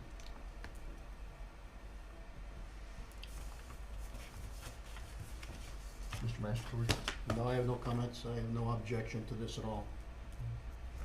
Mr. Baker? No questions. Ms. McLean? None. Mr. Stabler? Mr. Hall? What do you say, Mr. Hall? Hmm? You want a motion? Sure.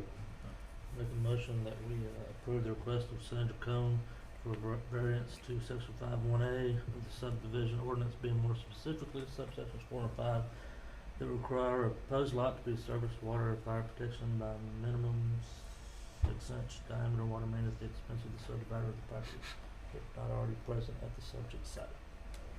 1700 Sunset Road. Second motion. Sorry. Ms. McLean, seconds.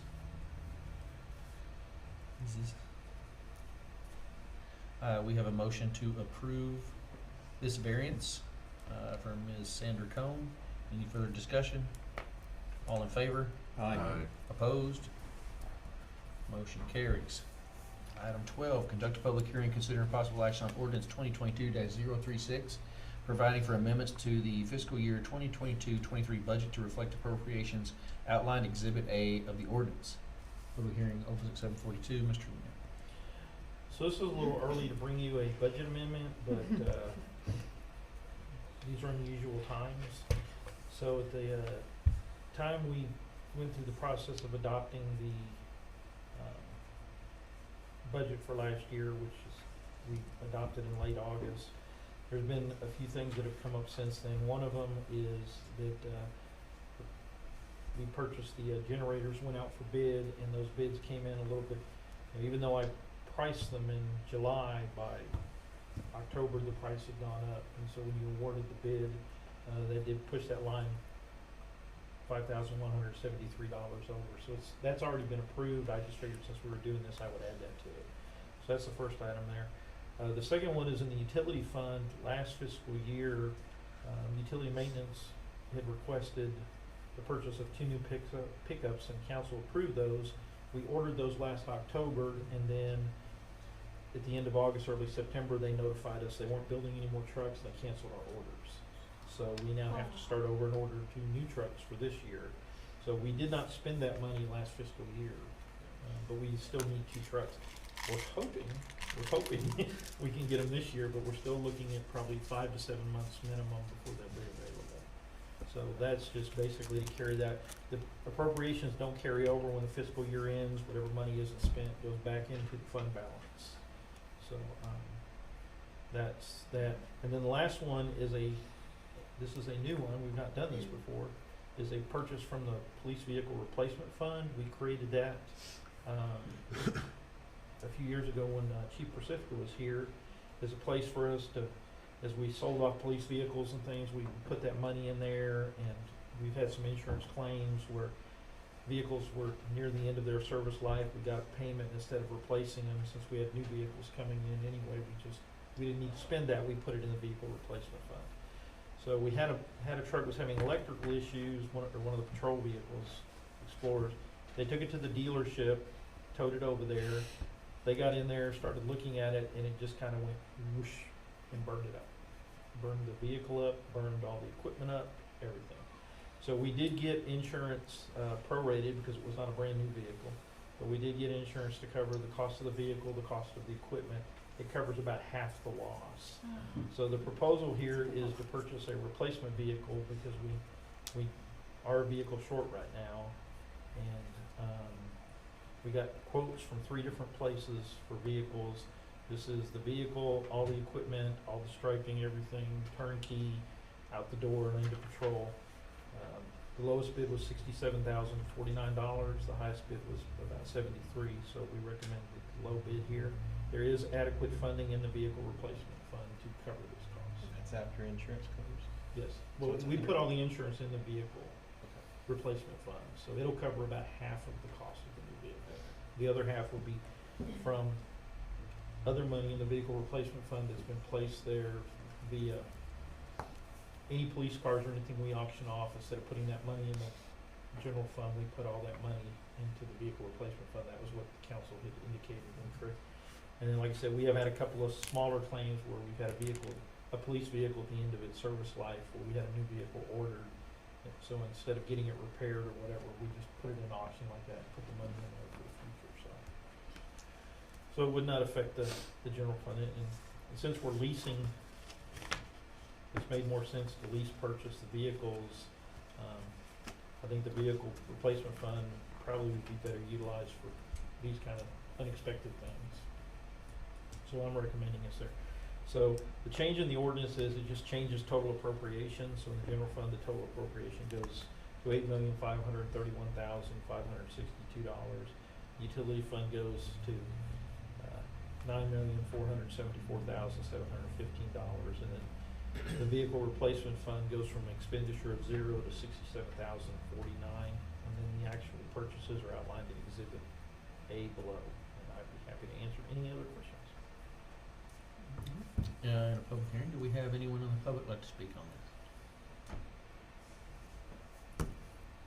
We'll close the public hearing at 7:47. Mr. Master George? I don't have any comment at all.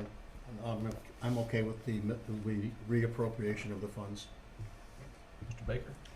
The police car, is it gonna be equipped apples to apples? Yes.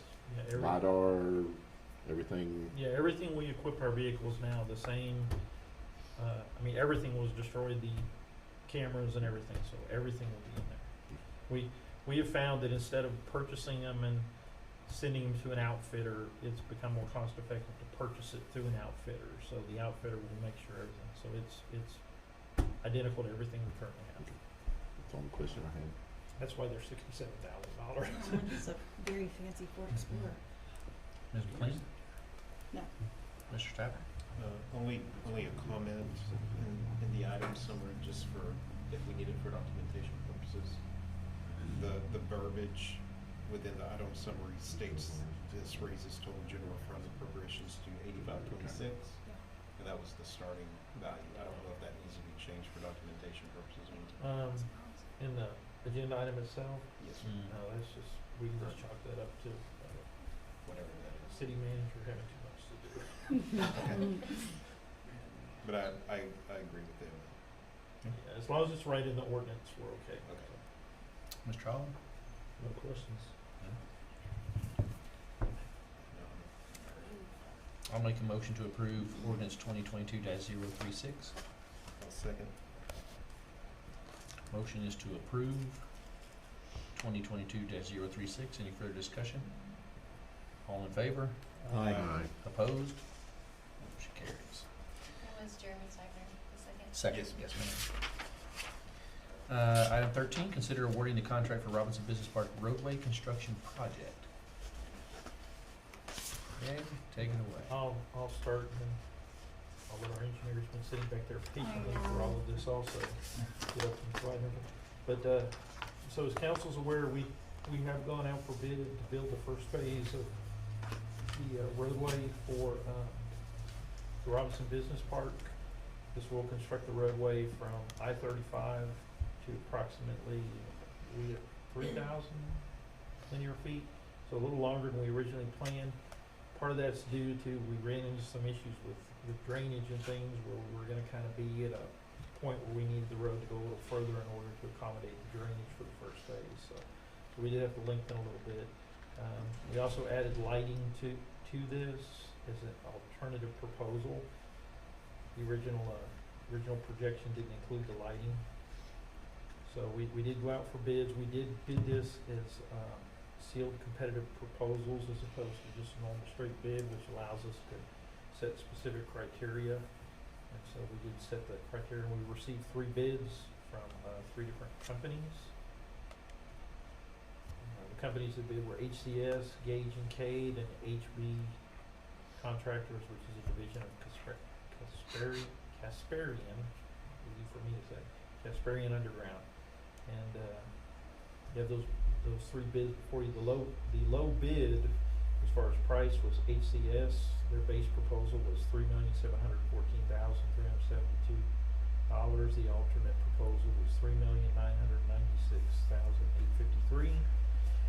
Gage and Cade's base proposal was $4,061,279. The alternate proposal with the lighting was $4,349,279. And then H&B base proposal was $4,163,652, and their alternate proposal was $4,467,193. One of the reasons we decided to go ahead and include the lighting in this is because we're finding very quickly that everything just keeps going up and nothing is coming down. And so if we can get it now, it'll probably be less than if we push it to the next phase and include all the lighting in the next phase. So we did get the bids from everyone. There were certain information and things that were required to provide. We did score those based on the criteria above. And Gage and Cade Construction scored highest at 90.2. H&B was second at 89.8. And HCS Incorporated was 79.9. And so with that, I'm going to turn it over to Mr. Henson so he can explain the details of the bids and explain some of the reasoning behind the scoring and why we scored it the way we did. And I'll be happy to answer any questions once he's finished. Thank you, Craig. Good evening, Mayor, council members.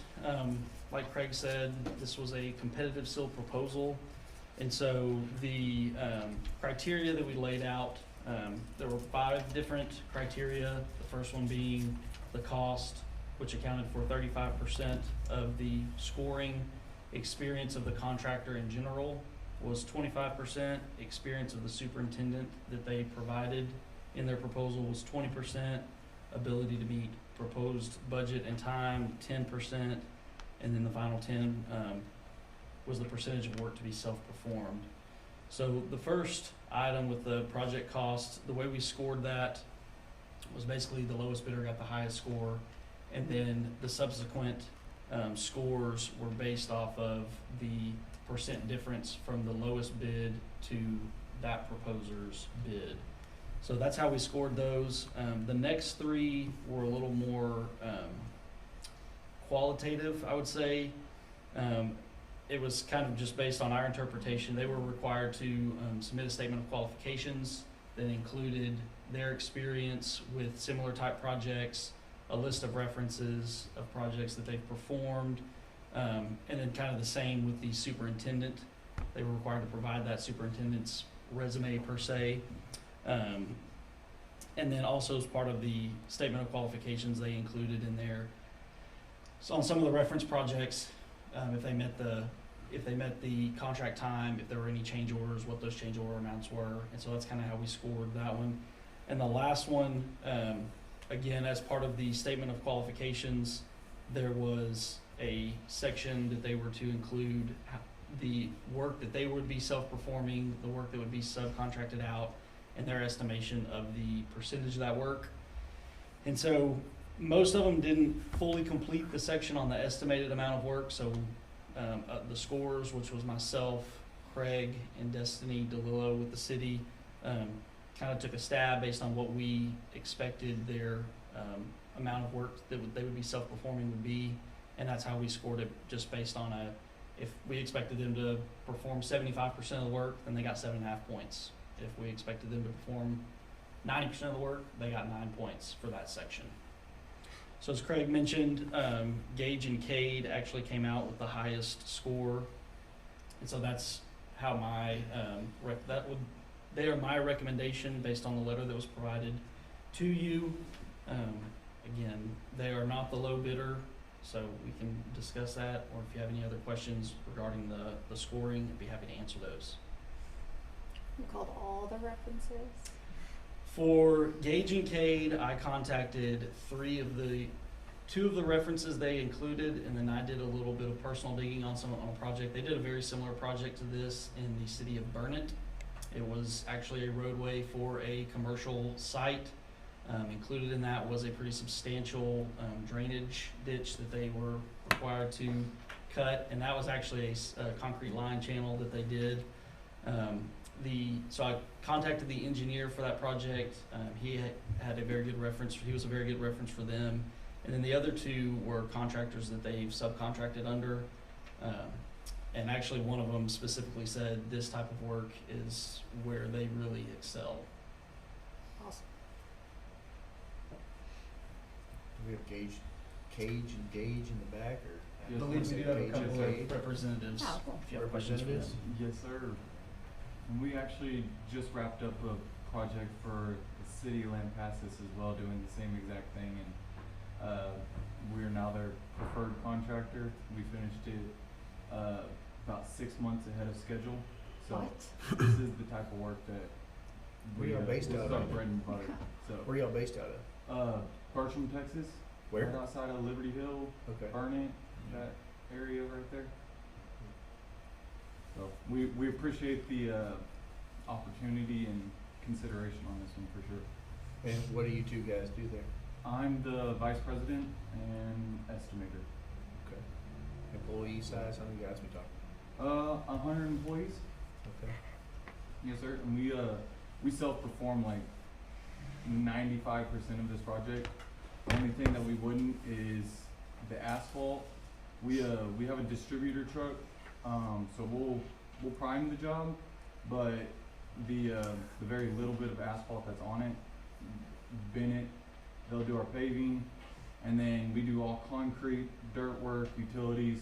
The added electrical portion of this, we would subcontract out. We'd probably run the conduit for the utilities, but we'd have an electrician come in and do the rest of it. So. Yeah, that's a good call. How long y'all been in business? Say that again. How long y'all been in business? 7 years now, and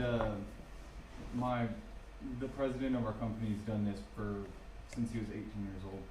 He had a company with his brother that he started back in, I can tell you how long ago.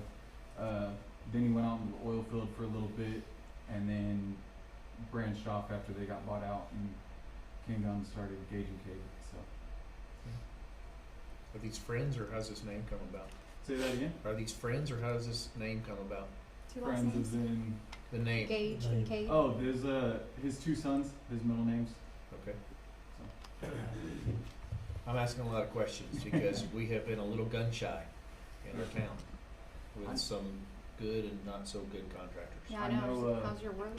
You do good I know we work? were priced a little bit higher on this one, but we pride ourselves in doing quality and quick work. So We want communication and doing what you say you're gonna do Absolutely. on time. absolutely. And if it's not on time, communicate. The lowest every bid isn't single- always the best. Yeah, every single Right. county that we've worked for wind up coming back and we're the preferred contractor. At least they'll always give us the first chance at something that they don't want to bid out. Yeah. So Fair enough. And I'll just comment here, one of the reasons we've weighed how much of the job they were gonna self-perform is, as you're aware, this is a pretty critical project because of the potential development on that site. You know, depending on how things fall, we may be back here talking about phase 2 before phase 1 is done. But it's critical this gets done correctly. There is some work to be done along TxDOT's right of way. We do have to put in that turn lane. That's where the asphalt work comes in because we have to do the asphalt base. So it's critical that the contractors are meeting the standards and everything. And our experience has been that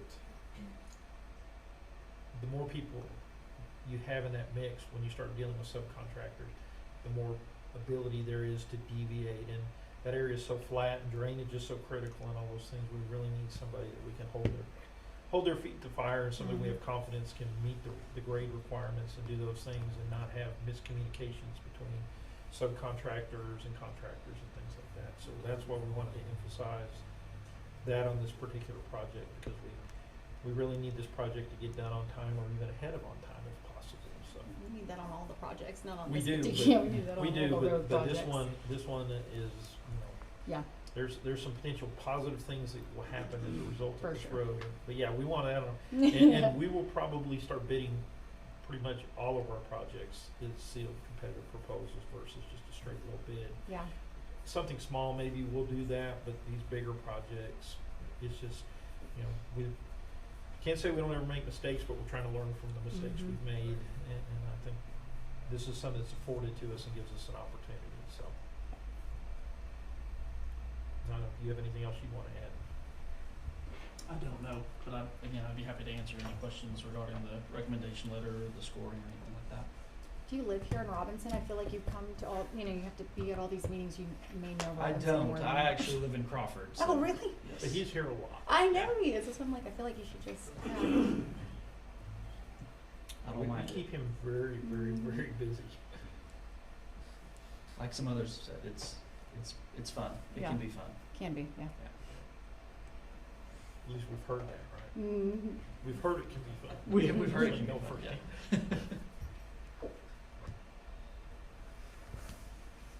Okay, council have any questions for our engineer, Mr. Hickson?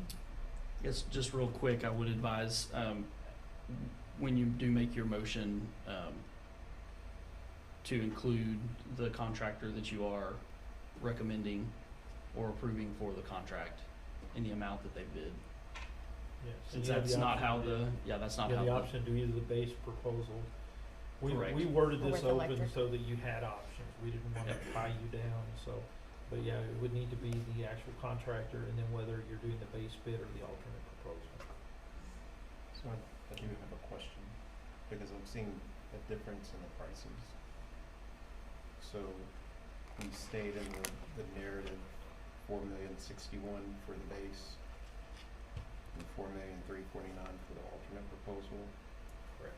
But on the Walker partner letter, we're showing 4,094,000 for the base and 4,383,000.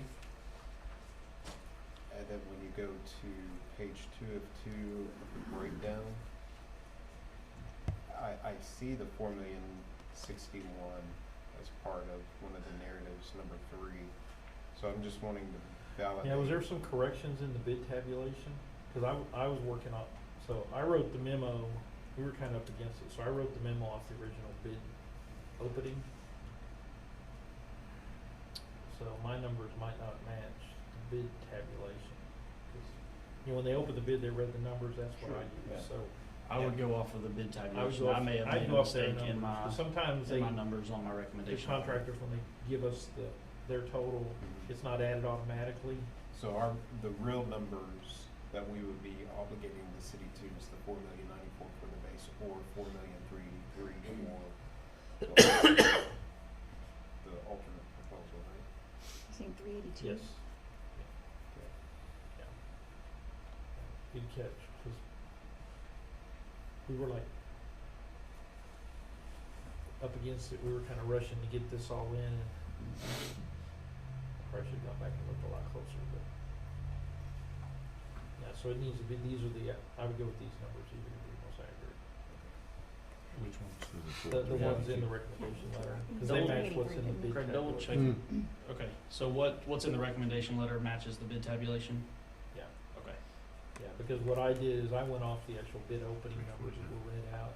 Yeah, I think there was, if there's kind of yellowed numbers, then there was a discrepancy between what they had written in their bid and what it actually calculated out to be. So again, it sounds like it's very minimal, but there may have been. It's minimal, I just wanna make sure we're. Yeah, no, that's. In here?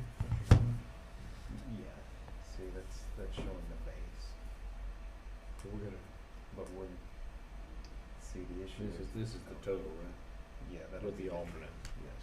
And the alternate is the electric. 4383. But they're saying Which this is is- more accurate? No. Yeah, no, the bid tabulation's more The accurate. bid tabulation. What's in my memo was the numbers read out during the bid opening. That'd be the recommendation. Okay, gotcha. And then the engineers took those numbers and put them in a spreadsheet and re-added, which we do that all the time because in the bid tabulation, they're having to add it all over the calculator so they can transpose numbers and we were just trying to get all this done and get it in time, so. Okay. I'll own that one because I didn't go back and double check it. No, it was Bert's fault. You're okay. You what? It was Bert's fault. Bert's fault? Bert did it. Thank you. Mhm. No, that was mine. Too many I'm wearing too many hats right now, so. Mhm. So, I Mr. just don't have all my things correct. Yes, sir. Can I make a motion? Yep. And then we can- I'd like to make a motion to award the contract for the Robinson Business Park and Roadway Construction Project to Gage and Cade for the alternate proposal in the amount of $4,382,977. I'll second. They get you, Jim? Yes, sir. Okay. So you guys can start next week? Yeah, we'll be driving Absolutely. by, checking you guys out, making sure you're all working.